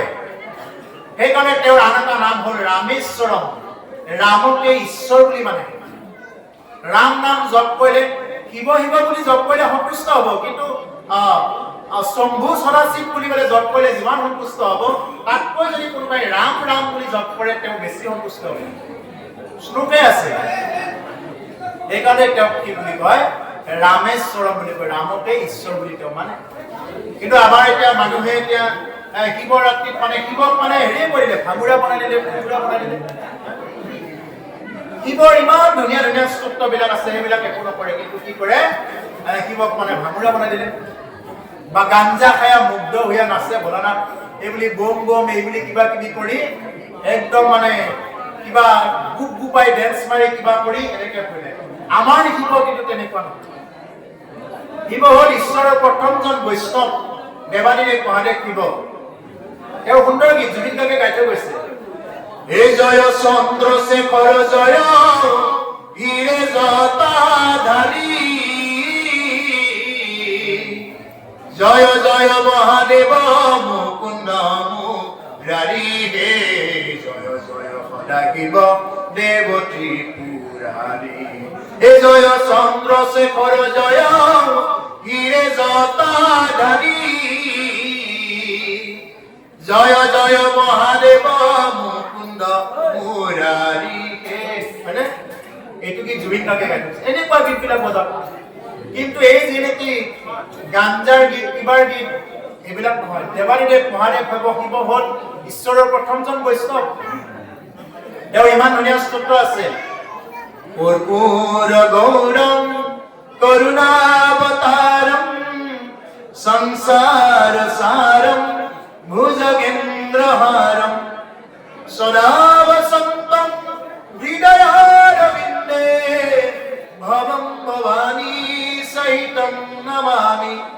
ভবং ভবানী সহিতম নমামি। কৰুণাবতাৰ, কৰুণাৰ অবতাৰ হয় দেৱানীদেৱ মহাদেৱ। তেওঁৰ আগত ভাং দি ঘোটা দি নচাটো এইটো কেতিয়াও এখন সভ্য সমাজৰ কাৰণে যুক্তি হ'বই নোৱাৰে। শাস্ত্ৰত নাই, কিন্তু তেওঁ নিজে নিজে কৰে। আৰু সেইকাৰণে শিৱ ভক্তখিনিয়ে কিন্তু শিৱকে বিৰোধ কৰি আছে। ৰাৱণে ইমান ধুনীয়া স্তোত্ৰ লিখিছে, জানে নহয়? ৰাৱণে ইমান ধুনীয়া স্তোত্ৰ লিখিছে, যতঃ কবিগলজ্জল প্ৰবাহ পাবিতস্থলে তলে বলম বলম বিতম ভুজম ততুঙ্গ মালিকম নমদ্দমদ্দমদ্দমং নিনাদবদ্দমর্বয়ম সকার সংগ্রতান্দবম তনহতু ন শিব শিবম যতঃ ততঃ সম্ভ্রমং ভবং নিলিম্ব নির্ঝরি পিলুলবি শিবল্লরি বিরাজমান মূর্ধনি ধগদ ধগদ গজ্জলল্লাত পত্র পাবকে কিশোর চন্দ্রশেখরে প্রতিহিপতিক্ষণম মম। মানে ধরা ধরেন্দ্র নন্দিনী এনেকুৱা বহুত ধুনীয়াকৈ আছে শ্লোক, কিন্তু এতিয়া সেইবিলাকতো কিবা কৰা নাই। এতিয়া আমাৰ কিহত ব্যস্ত? শিৱৰাত্ৰি বুলি ক'লে কেৱল ভাগত ব্যস্ত, ভোটাত ব্যস্ত, মদ খাব লাগে, নাচিব লাগে, এইবিলাকত ব্যস্ত। কিন্তু দেৱানীদেৱ মহাদেৱ শিৱ স্পষ্ট কথা, এইটো কেতিয়াও তেওঁৰ সন্তুষ্ট নহয়। তেওঁ যদি ৰাম নাম লয়, ৰাম নাম ল'লেই শিৱ সন্তুষ্ট হয়। তেওঁ নিজে পাৰ্বতী আইক কৈছে, হে পাৰ্বতী, ৰাম নাম বুলিলে মই সন্তুষ্ট হওঁ। ৰা বুলি ক'লে মটো ক'ব নেকি এই মই ভাবো। কোনোবাই যদি ৰ উচ্চাৰণ কৰে মটো ক'ব, এই বুলি মই ভাবো, এই বুলি কৈছে। গতিকে সেইকাৰণে প্ৰভুৰ ফল ৰাম নামে হয়, ৰাম নামৰ বাহিৰে বেলেগ একো নাই। সেইকাৰণে কৈছে, যাৰো বেদ বাক্য পাৰদক গংগা তৈলোক্য পবিত্ৰ কৰে, যি নেকি তৈলোক্য পবিত্ৰ কৰে, ত্ৰিভুৱন পবিত্ৰ কৰিব পাৰে, যাৰ কীৰ্তি যশ শ্ৰৱণ কীৰ্তন জগত আতি উদ্ধাৰে। আৰু যদি কোনোবাই ঈশ্বৰ কৃষ্ণৰ কীৰ্তি যশ শ্ৰৱণ কীৰ্তন কৰিব পাৰে, তেওঁ জগত উদ্ধাৰ কৰিব পাৰে। সেইজন ব্যক্তিয়ে তেওঁ জগতকে উদ্ধাৰ কৰি দিব পাৰে। তেওঁ নিজেতো উদ্ধাৰ হোৱাটো সামান্য কথা। এজন সামৰ্থ্যশালী ভকতৰ কাৰণে নিজে উদ্ধাৰ হোৱাটো সামান্য কথা। তেওঁ জগতক উদ্ধাৰ কৰিব পাৰে। যেনেদৰে আমাৰ মহাপুৰুষসকল আহিছে, তেওঁলোকে নিজে উদ্ধাৰ হোৱাটো এইটো আহিয়েই নকৰে। তেওঁলোকে কি কৰে? জগতক উদ্ধাৰ কৰিব পাৰে, সামৰ্থ্যশালী কৰে। এতিয়া শুকদেৱে ৰজা পৰীক্ষিতৰ আগত ভাগৱত কথা কৈ আছে। শুকদেৱে উদ্ধাৰ পাব নালাগে, শুকদেৱ স্বয়ং উদ্ধাৰ হৈয়ে আছে। কিন্তু শুকদেৱে কাক উদ্ধাৰ কৰিলে? ৰজা পৰীক্ষিত, মৃত্যুমুখী পৰীক্ষিত ৰজাক কি কৰিলে? উদ্ধাৰ কৰিলে। গতিকে সেইকাৰণে প্ৰভুসকল ইয়াতে কৈছে, যাৰ কীৰ্তি যশ শ্ৰৱণ কীৰ্তন জগত উদ্ধাৰে। যাৰ কীৰ্তি যশ এইবিলাক শ্ৰৱণ কীৰ্তন কৰাৰ লগে লগে, শ্ৰৱণ মানে কাণেৰে শুনা, কীৰ্তন মানে চাপৰি বজোৱা। আমি যদি চাপৰি বজাই বজাই কীৰ্তন কৰোঁ, কীৰ্তন কৰাৰ লগে লগে কি হৈ যায়? আমাৰ মনৰ মলিনতাবিলাক দূৰ হয়। সেইকাৰণে কি সদায় আমি এই যে আমাৰ গুণমালা আছে, হৰি হৰি ৰাম হৰি হৰি ৰাম, সেইকাৰণে গুণমালা কীৰ্তন কৰিব লাগে। 1 ঘণ্টা সময় লাগে, 40 মিনিট সময় লাগে গুণমালা কীৰ্তন। ও হৰি হৰি ৰাম হৰি হৰি ৰাম, আকৌ সকলোৱে ধৰে, ও হৰি হৰি ৰাম হৰি হৰি ৰাম। আৰু এই গুণমালা কীৰ্তনৰ ইমান পাৱাৰ। এতিয়া আমাৰ বিশেষকৈ নামনি অসম আৰু বিশেষকৈ আমাৰ দৰং ডিষ্ট্ৰিক্টত এইটো আমাৰ পোহৰেই পৰা নাই ভালকৈ। আমি গুণমালা কীৰ্তন যিমান পাৰি কৰিব লাগে। মহাপুৰুষে যেনেকৈ একে ৰাতিতে লিখিছে, অনমূল বিপতি অগতি ৰগতি হৰি হৰি ৰাম হৰি হৰি ৰাম। ইমান সুন্দৰ গুণমালা, মানে হৰি হৰি ৰাম 6 বাৰ উচ্চাৰণ হয় ঈশ্বৰৰ নাম। ঐ তুমি তুপন ধৰ্ম সনাতন হৰি হৰি ৰাম হৰি হৰি ৰাম।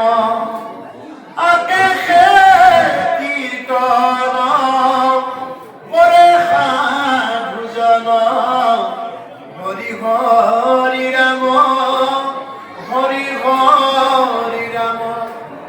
ও হৰি হৰি ৰাম হৰি হৰি ৰাম।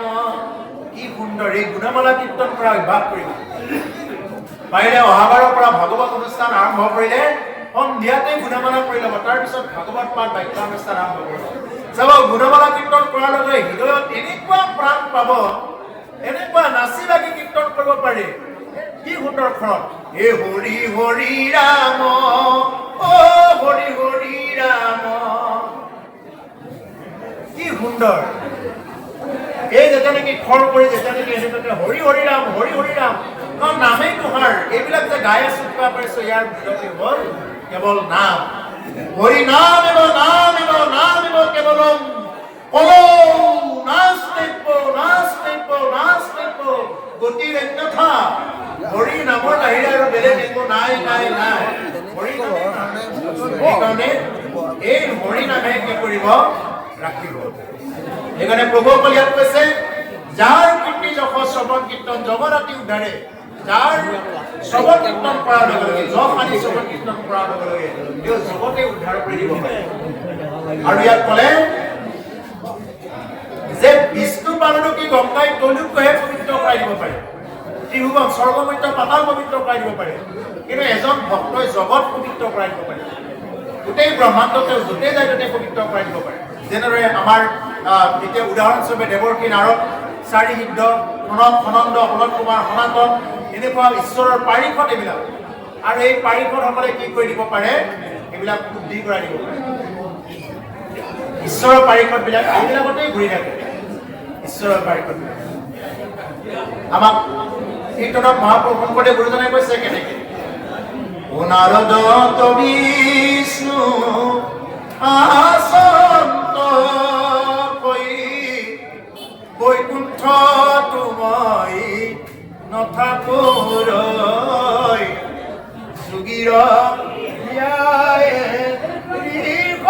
ঋষমুদায়ী ঠাকু ভকতৰ কীৰ্তন চাই যাদৱ মাধৱ গৰুড় কেতু ভকতৰ ভয় ভঞ্জন হেতু। ইমান সুন্দৰ কৈ গাইছে এইটো। নাৰদক বিষ্ণু আসক্ত কৰি, নাৰদৰ আগত ভগৱান বিষ্ণুৱে কৈ আছে, বৈকুণ্ঠত মই নাথাকোঁ, মই বৈকুণ্ঠতো লৈ নাথাকোঁ। নাৰদ যোগীৰ হিয়াই কাপোৰ সুদাই, কোনোবা যোগী তপস্বী জ্যোতি সাধু সন্যাসীৰ হৃদয়তো নাথাকি মই কি কৰোঁ? একান্ত ভক্তসকলে য'ত মোৰ গুণানুকীৰ্তন কৰে, একান্ত ভক্তসকলে মই য'তেই থাকোঁ। আজি আপোনালোকে এই হাজৰিকাপাৰা জাকুৱাপাৰাত এনেদৰে হৰি কীৰ্তন কৰিছে, ইয়াত নাথাকি তেওঁ আৰু বেলেগত থাকিব, তেওঁ ইয়াতে থাকিব, ইয়াতে আহিব লাগিব, য'ত নেকি তেওঁৰ ভক্তসকলে, প্ৰিয় ভাজনসকলে তেওঁৰ গুণানুকীৰ্তন কৰে। সেইকাৰণে প্ৰভুসকল শ্ৰৱণ আৰু কীৰ্তনে হ'ল কলিযুগৰ শ্ৰেষ্ঠ ধৰ্ম। বেলেগ যাগ যজ্ঞ পূজা পাতল অনেক কৰিব পাৰিব, কিন্তু যাগ যজ্ঞ পূজা পাতল কৰিবৰ কাৰণে আজি প্ৰকৃত ঘি নাই, জন্তুৰ চৰ্বিৰ পৰা ঘি বনায়, মৌ নাই প্ৰকৃত, তিলত মানে কালাৰ কৰি থৈ দিয়ে তিল, সেই তিলটো য'ত খেতি কৰে তাতে কি কৰে? সেইটো সাৰ দিহে খেতি কৰে। আৰু যিয়ে মন্ত্ৰ উচ্চাৰণ কৰে তেনেকুৱা শুদ্ধ মন্ত্ৰ উচ্চাৰণ কৰিব পৰা বিপ্ৰৰ অভাৱ আজি। সেইকাৰণে মহাপুৰুষ শংকৰ মাধৱ গুৰু দুজনে ক'লে আমাক, ভাই মুখে বোলা নাম হৃদয়ে ধৰাৰ ৰূপ, এতেকে মুকুতি পাইবা কৰিছোঁ। আগতে যজ্ঞ কৰোঁতে আপোনাৰ ঘিবিলাক ওলাইছে, ক'ৰ পৰা ওলাইছিলে? পুৰবী গাইৰ পৰা ওলাইছিলে, কামধেনু গাইৰ পৰা ওলাইছিলে। এতিয়া কেইটা পুৰবী গাই আছে, কামধেনু গাই আছে। কামধেনু গাই ডাঙৰি কেইটাই খাই খাই যেতিয়া নেকি মানে ফেনাই যায়, ফেনাই যোৱাৰ পিছতহে কি কৰিছিলে? সেইখিনি দোহন কৰিছিলে। এতিয়াতো তেনেকুৱা নাই। গতিকে সেইকাৰণে প্ৰভুসকল এতিয়া যিহেতু প্ৰকৃত ঘি নাই, প্ৰকৃত মৌ নাই, সেইকাৰণে কলিযুগৰ এটাই বস্তু কৈছে, তুমি নামত শৰণ লোৱা। নাম মুখী হৈ চলা, নামেহে ক্ৰিয়া কৰিব, নামৰ বাহিৰে আৰু বেলেগ একো ক্ৰিয়া। হে ৰাম যাৰ বেদ বাক্য পাদুদক গংগা তোলোক পবিত্ৰ কৰে, যাৰ কীৰ্তি যশ শ্ৰৱণ কীৰ্তন ৰাম জগতয়াতি উদ্ধাৰে। এতিয়া ধৰিব, তেতিয়াহে অলপ কৰি ভাঙিব। হে ৰাম যাৰ নাম মাত্ৰ স্মৰণে নিস্তাৰ, পতিত পাতকী হেন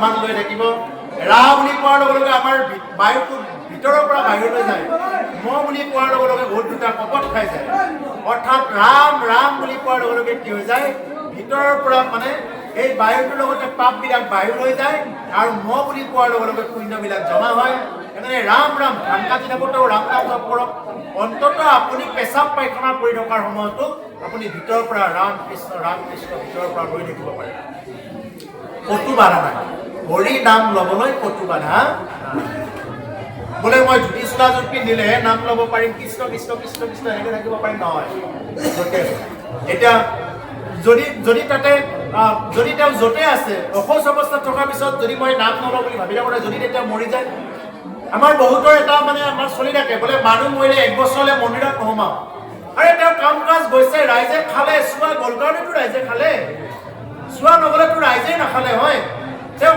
কাম কাজ যোৱাৰ পিছত ৰাইজে খোৱাৰ পিছত তেওঁ শুদ্ধিকৰণ কৰি লোৱাৰ পিছত তেওঁ নামঘৰৰ ভিতৰত প্ৰৱেশ কৰিব কিয় নোৱাৰে এইটো ক'ত লিখা আছে কোনোবাই দেখুৱাই দিব পাৰিব এইবিলাক তেওঁলোক বিধিৰ কিংকৰ অবিধিৰ কিংকৰ হৈ চলক যদি সেই বছৰত যদি আপোনাৰ মৃত্যু হয় তেতিয়া কি হ'ব যদি কিবা কাৰণত যদি মৃত্যু হৈ যায় তেতিয়া কি হ'ব ৰিস্কটো কোনে ল'ব মনুষ্য জীৱনটোৱে এখন অথলে গুচি যাব গতিকে সেইকাৰণে প্ৰভুসকল যি নেকি মানুহ মৰিলে সেইখন ঘৰত 4 দিনৰ পৰাই ভাগৱত পাঠ কৰা আৰম্ভ কৰি দিব আমি 4 দিনৰ পৰা তেতিয়াহ'লে তেওঁ মন্দিৰত আহি ভাগৱত শুনিব নোৱাৰিব কি হৈছে গতিকে সেইকাৰণে প্ৰভুসকল এই যিমানবিলাক কিবা আছে যে আমি যে কিবাবিলাক পালি থাকোঁ কিবা কিবি এইবিলাক চববিলাক হ'ল আমাৰ নিজৰ কথা কোনো শাস্ত্ৰত তেনেকুৱাকৈ লিখা নাই ভাগৱতত এনেকুৱা এটা ক'ত কোনোবাই পাৰে যদি দেখুৱাই দিয়ক বোলে মানুহ মৰিলে 1 বছৰলৈ অহাটো বাধা কৰি থৈ দিছে ক'ত বাধা কৰি থৈ দিছে এইবিলাক গতিকে কিছুমান মানুহে এনেকুৱাকৈ কিছুমানক বহিষ্কাৰ কৰি সমাজৰ পৰা এনেকুৱাকৈ তেওঁলোকক হেৰি কৰি থাকে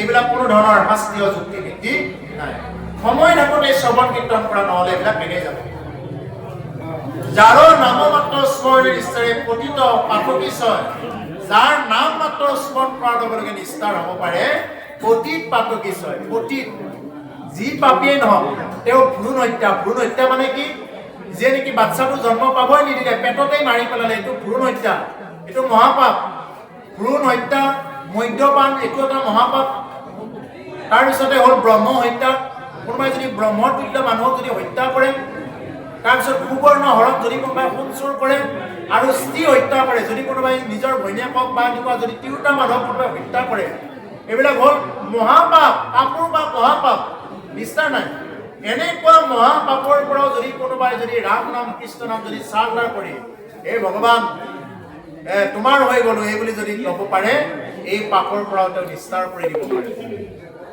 কি কৰিব লাগিব তেওঁ হৰি নামত তেওঁ শৰণ ল'ব লাগিব নামত নহ'লে তেওঁ কোনোবাই নিষ্ঠাৰ কৰিব পাৰিব পানী মাৰি কোনেও নিষ্ঠাৰ কৰিব নোৱাৰে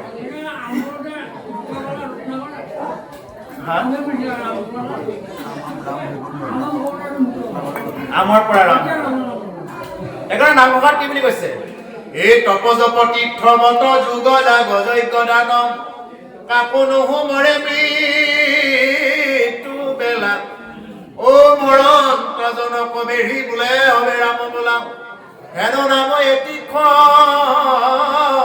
নহলা ৰাম ও হেন নাম এটি নহলা মানে তুমি যিমানেই তপ নকৰা কিয় যিমানে যজ্ঞ নকৰা কিয় পূজা পাৰ্বণ নকৰা কিয় মৰাৰ সময়ত সকলোৱে বেৰি লৈ কি বুলি ক'ব হে আই এবাৰ কৃষ্ণ বুলি কোৱাচোন এবাৰ ৰাম বুলি কোৱাচোন এই বুলি ক'ব অৱশ্যে আকৌ আমাৰ ফালে আকৌ বেলেগ কয় দেই আমাৰ ফালে মানুহ এজন যদি মৰিব ধৰে একদম গোটেইবিলাক আহি চিনাকি কৰিব দিয়ে তেতিয়া যেনেকৈ মিটিংহে পাতিছে মোক কোন চিনি পাইছে আই মোক কোন চিনি পাইছে আমাৰ কোন হয় তাৰমানে আমাক মায়াকে ভালকে মৰিবও নিদিয়ে হে পিতা মোক চিনি পাইছে আমাৰ কোন হয় বেলেগ একো নাহে আপোনাৰ মোৰ বংশৰ কুটুম্ব কেতিয়া আহিব এনেকুৱা চিনাকি দিবৰ কাৰণে আৰে তুমি বদুলগুৰি চকত লগ পাই একাপ চাহ নোখোৱালা চিপাঝাৰ টাউনত লগ পাই একাপ চাহ নোখোৱালা আৰু তুমি মোক এতিয়া চিনাকি দিব আহিছা মৰাৰ সময়ত আৰে মৰাৰ সময়ততো অন্ততঃ মানুহজনক ৰাম নাম লৈ মৰিব দে ইমান দিনটো তুমি চিনাকি দিলাই চিনি পালো কিন্তু বিশ্বাস ৰাখক আমাৰ এই এই চিনাকি আমাৰ যিমানবিলাক মিতিৰ কুটুম্ব এই খোপাই আমাক মৰিব নিদিয়ে। মৰাৰ পিছততো সিহঁতেই জ্বলাই দিব, সিহঁতেই ভোজ খাব, অকণমান নিমখৰ কাৰণে সিহঁতেই মাৰামাৰি লাগিব। এই মৰাৰ সময় কিন্তু ভালকে মৰিব নিদিয়ে। জীয়াই থাকোঁতেতো সিহঁতক চালোৱে কি বুলি ক'ব, কিবা জোল তোল খাই বা হেৰি এনেকে ক'বা, কিবা খাই বা খাওঁ খাওঁ লাগছে নেকি এনেকে ক'ব, কিবা খাবি নেকি আই এনেকে ক'ব। যদি কিবাকে মূৰটো লৰাই দিলে বুলি দিলে আৰু এসোপামান একদম মৌ ঘি য'ত দি আছে, ঝোল তোল য'ত দি আছে চব দিলে, ইটোৱে আহি দিলে সেইটোৱে আহি দিলে, যিয়ে লাষ্টৰ বাৰত দিলে গলত সোপা লাগি মৰি থাকিলে। আগতে উশাহ নিশাহটো নাকেৰেতো বন্ধই হৈ আছিলে, কিবাকে ডিঙিটোৰে উশাহ নিশাহ লৈ আছিলে। এতিয়া যেতিয়া নেকি আহি পেলাই একদম ডিঙিটো ইটোৰ পিছত সিটো মুখত মানে কেৱল দি আছে আৰু চামুচ দি আছে, দিয়াৰ লগে লগে ঘৰ ঘৰাই থাকি তেওঁ মৰি গ'ল। এতিয়া আকৌ আমাৰ ওচৰত আহি কি বুলি ক'ব, মোৰ ভাগ্যই ভালে আহে, মোৰ ভাগ্যই ভাল আৰু আমাৰ পিতাই মোলে ৰৈ আছিল আৰু আমাৰ আয়ে মোলে ৰৈ আছিল। কিয়? তাৰমানে আমাৰ আয়ে তোমালে ৰৈ থকা নাই, আয়ে কি কৰি আছিলে, উশাহ নিশাহটো কিবা এটা লৈ আছিলে। কিন্তু তুমি গৈ যেতিয়া নেকি সেইবিলাক কিবা কিবি যেতিয়া জাপি দিলা, তেতিয়া কি হৈ গ'ল, আইৰ মানে ডিঙি সোপা লাগি গ'ল। আৰু সোপা লাগি তেওঁ যদি আৰু 2 ঘণ্টামান থাকিব লগা আছিলে, তেওঁ সিমানতে অন্ত পৰিল। গতিকে সেইকাৰণে প্ৰভুসকল, আমি মৰিব ওলোৱা মৃত্যুমুখী মানুহক, আমিতো জন্ম লৈছোঁ যে মৰিবই লাগিব কোনোবা এদিন আগত বা পাছত। সেই মৃত্যুমুখী মানুহক, বিশেষকৈ মৰণ সজ্জাত থকা মানুহক আমি ৰাম নাম কৃষ্ণ নাম কোৱাব দিব লাগে, ক'ব দিব লাগে। এই আই ৰাম বুলি কচোন, কৃষ্ণ বুলি ক, চিনাকি দিব নালাগে। কোনোবা যদি শয্যাশায়ী মানুহ আছে তেওঁলোকক ক'ব লাগে, এই পিতা কৃষ্ণ বুলি ক, ৰাম বুলি ক। কিবাটো খাবই অলপ চলপ, কিন্তু সেই বুলি ইমান যাচি থাকিব নালাগে। এই আই ৰাম বুলি ক, কৃষ্ণ বুলি ক। যদি তেওঁ ক'ব নোৱাৰে, তেওঁৰ গাটোত হ'লেও স্পৰ্শ কৰি হ'লেও কৃষ্ণ ৰাম নিজে জপ কৰি থাকিব লাগে। আৰু যদি কেতিয়াবা প্ৰকৃত ভকতক যদি মৃত্যুমুখী মানুহে এবাৰ দৰ্শন পালে, তেওঁ মৃত্যুটো কৰি গ'ল। সেইকাৰণে ভকত সৃষ্টি কৰিব লাগে। যদি মৰিবৰ সময়ত যদি এজন ভকতৰ দৰ্শন পাওঁ, শুদ্ধ শান্তি ভকত এজনৰ যদি দৰ্শন পাওঁ, তেতিয়া হ'লেও মুক্তি নিশ্চিত। তেওঁ ক'ৰবাত যদি কিবা দুখ আছিল, সেইটো দুখটোৰ পৰা তেওঁ ক্ষমা হ'ব। সেইকাৰণে প্ৰভুসকল সেই সময়খিনিত ভকতক মাতি নিয়ে। এতিয়া বহুতে ভাগৱত ব্যাখ্যা কৰে, যদি শৰণ লোৱা নাই তেওঁ ভাগৱত ব্যাখ্যা কৰাৰ অধিকাৰ হোৱা নাই। যদি তেওঁ নিজে শৰণ লোৱা নাই, তেওঁ আনৰ আগত কি ভাগৱতৰ কথা ক'ব? মই নিজে যদি শৰণ নলওঁ, মই নিজে যদি যেনেকৈ সেনেকৈ ফুৰি থাকোঁ, মই আনক কি বুলি ক'ম? গতিকে বিশেষ কৰি বাকীবিলাকৰ কথা বেলেগ, যিয়ে ভাগৱত ব্যাখ্যা কৰে, যিয়ে ইয়াক শৰাই সঁফুৰা অৰ্পণ কৰে, যিয়ে আগৰ আগত ধৰ্মৰ কথা কয় আনৰ আগত, তেওঁলোকে কি কৰিব লাগিব? কিছুমান মুখৰ বান্ধনবিলাক অলপমান ৰাখিব লাগিব। আৰু মুখৰ বান্ধন নহ'লে তেওঁ আনক কি বুলি ক'ব? আৰু যদি সেই বান্ধন হোৱা নাই, ঈশ্বৰৰ ওচৰত ক'ব, আজিৰ পৰা কোৱা ষ্টাৰ্ট কৰিব, দেখিব 1 মাহৰ ভিতৰত তেওঁ চিধা হৈ যাব।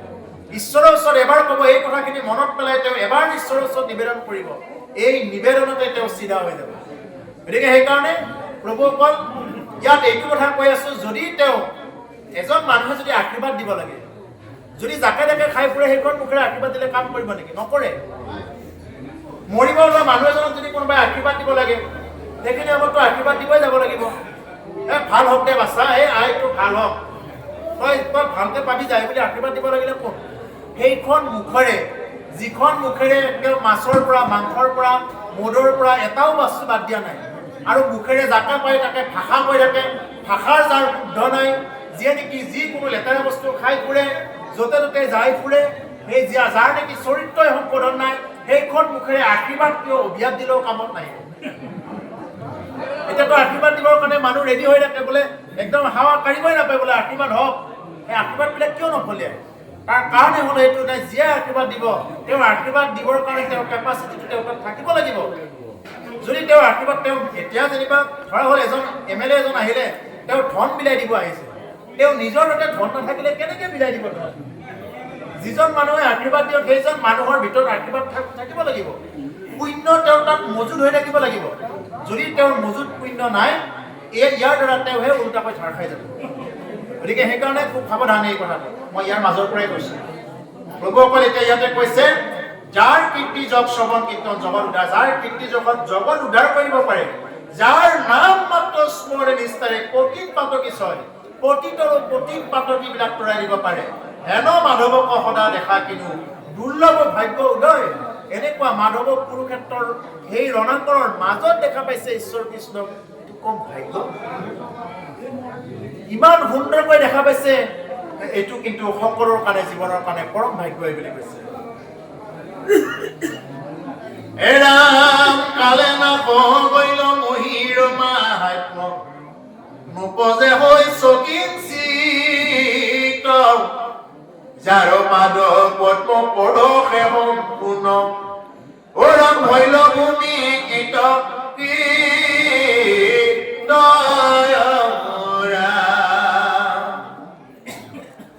এৰাম যেই জীৱায়াবে বাঞ্চু পৃথিৱীত পূৰ্ণহন্ত হেই কাম যাহাৰ প্ৰসাদে জগতৰে ভৈল এৰা মহাদুখ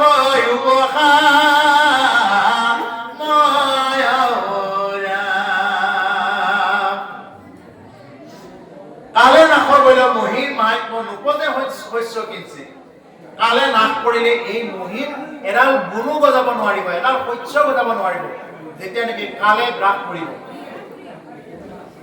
যাৰ পাদপদ্ম পৰশে সম্পূৰ্ণ ভৈল ভূমি কৃতকৃত্য আৰু সেই ভূমি মানে যাৰ চৰণ কমল লাগি কি হৈ গৈছে সেই ভূমি কি হৈ গৈছে পবিত্ৰ হৈ গৈছে আজিও বৃন্দাবন পবিত্ৰ প্ৰভুসকল যিসকলে বৃন্দাবনত গৈছে জানিব ইমান সুন্দৰ বৃন্দাবনৰ মানে গছবিলাক দেখিলে এনেকুৱা লাগে আমাৰ গছবিলাক এনেকুৱা নহয় ইমান সুন্দৰ লাগে গছবিলাক আৰু গৰুবিলাকক যেতিয়া দেখিব গৰু বুলি ক'বই বেয়া লাগে মানে গৰু বুলি মানে জন্তুৰ কাৰণে গৰু বুলি কোৱা যায় এনে সিহঁতৰ আগত গৰু বুলি ক'লে কিবা অপৰাধে হোৱাৰ নিচিনা লাগে এতিয়া ক'লেও কিবা অপৰাধে হোৱাৰ নিচিনা লাগে কিমান জন্মৰ বলত গৰু হ'ব পাৰিছে তাত ব্ৰহ্মাই বাঞ্ছনা কৰে বৃন্দাবনত হে ভগৱান মোক এডাল তিন্ন এডাল কৰি হ'লেও থৈ দিয়া কিয় তিন্ন হ'ব লাগে বোলে হে ভগৱান তুমি চৰণ চিহ্ন পেলাই আছা সেই তিন্নৰ ওপৰত আৰু মই ব্ৰহ্মৰ পদত আছো ব্ৰহ্মাৰ পদবীটোত থাকি তুমিতো ইয়াতে সদায় নাহা তুমিতো এই ব্ৰজধামত গৈ গোপ গোপীৰ লগত লীলা কৰি আছা আৰু আমাৰ ইয়াততো নাহা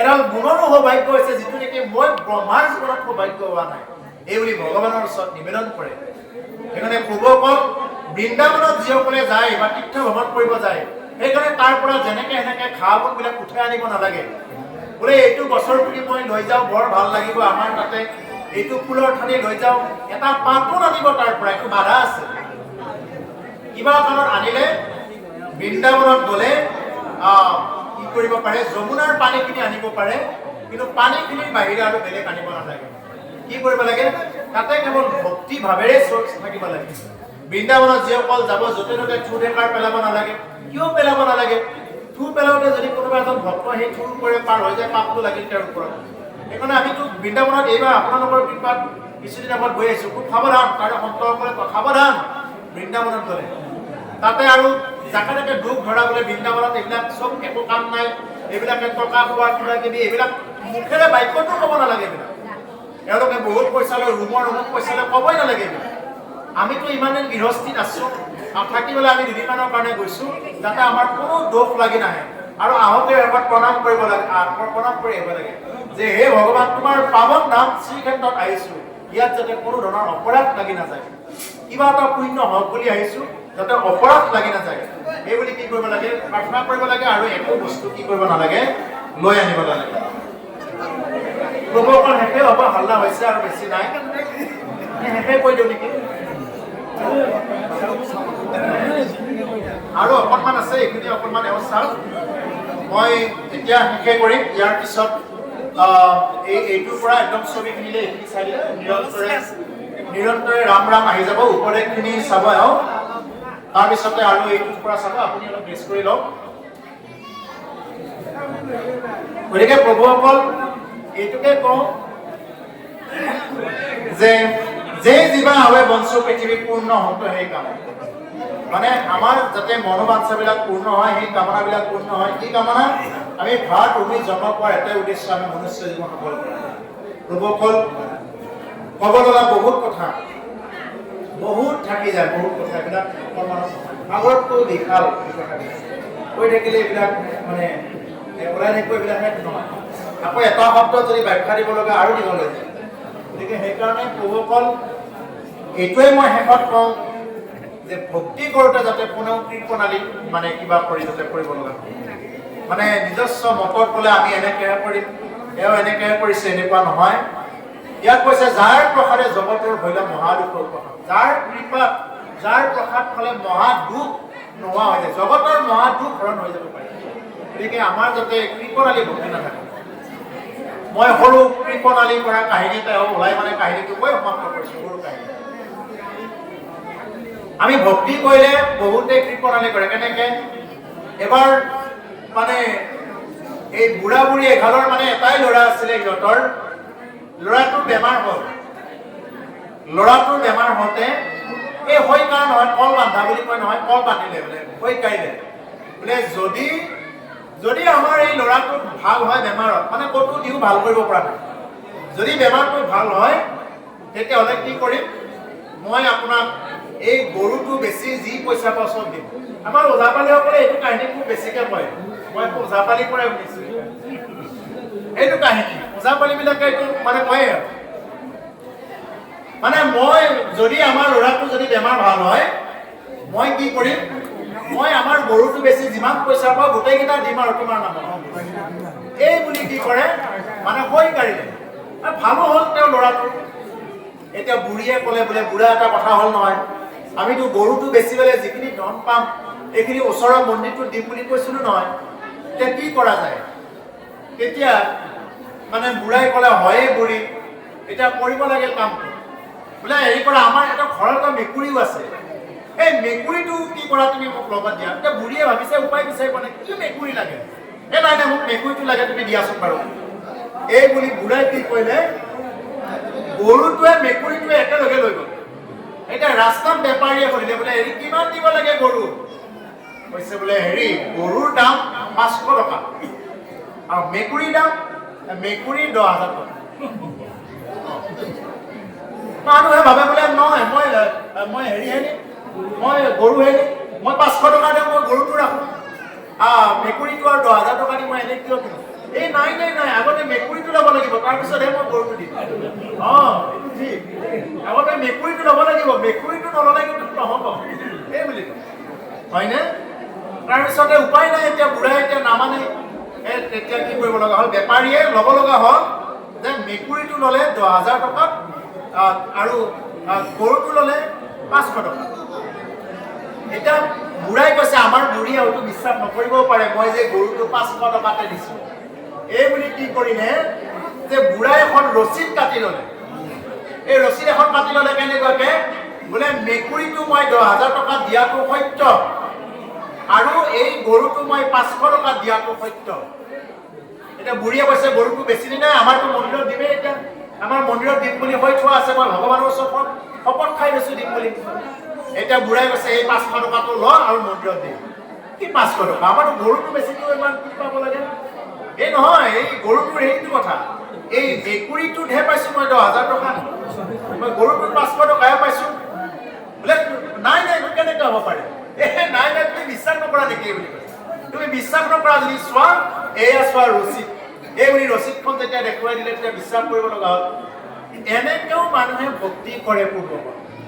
এনেকুৱা যদি কোনোবাই ভক্তি কৰিব যায়, এইবিলাক হ'ল কৃত্ৰিম ভক্তি। এই কৃত্ৰিম ভক্তিৰ লগত ভগৱন্তৰ ভক্তি নাথাকে, জড়িত নাথাকে। আমি উদাৰভাৱে যদি ভক্তি কৰিব পাৰোঁ, ঈশ্বৰে যি দিছে এইখিনিকে পৰম সন্তোষভাৱে লৈ যদি ভক্তি কৰিব পাৰোঁ, এই ভক্তিৰ দ্বাৰাই জীৱন গোটেইখিনি সাৰ্থক হ'ব।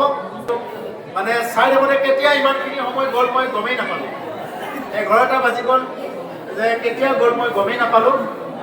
যি কি নহওক, তেওঁ অকণমান ব্যাখ্যা কৰিব। আপোনালোকে যিখিনি পাইছে সেইখিনিকে বহুত বুলি গ্ৰহণ কৰিব বুলি আশা ৰাখিছোঁ। আপোনালোকতকৈ বয়সতো সৰু, জ্ঞান বুদ্ধিটো সৰু, গতিকে সেইকাৰণে যিখিনি পাইছে সেইখিনিকে বহুত বুলি গ্ৰহণ কৰিব বুলি আশা ৰাখি, আপোনালোক আয়োজক সমিতিয়ে যি মানে উদ্দেশ্য ৰাখি, যি উদ্দেশ্য আগত ৰাখি এই মহান অনুষ্ঠান বা আয়োজন কৰিছে, প্ৰভু ভগৱন্তই কৃপা কৰক। যিসকলে একান্ত মানে শ্ৰৱণ কীৰ্তন কৰিলে আয়ুষত বিঘ্নি শূন্য হয়, সদায় যাতে ৰাম নাম কৃষ্ণ নাম বুলি যাই থাকিব পাৰে, এই প্ৰভু ভগৱন্তৰ শ্ৰীচৰণত প্ৰাৰ্থনা জনাই আমাৰ এই ভাগৱত পাঠ আৰু ব্যাখ্যা অনুষ্ঠান ইমানতে বিৰাম দিছোঁ। কৃষ্ণ কৃষ্ণ হৰি।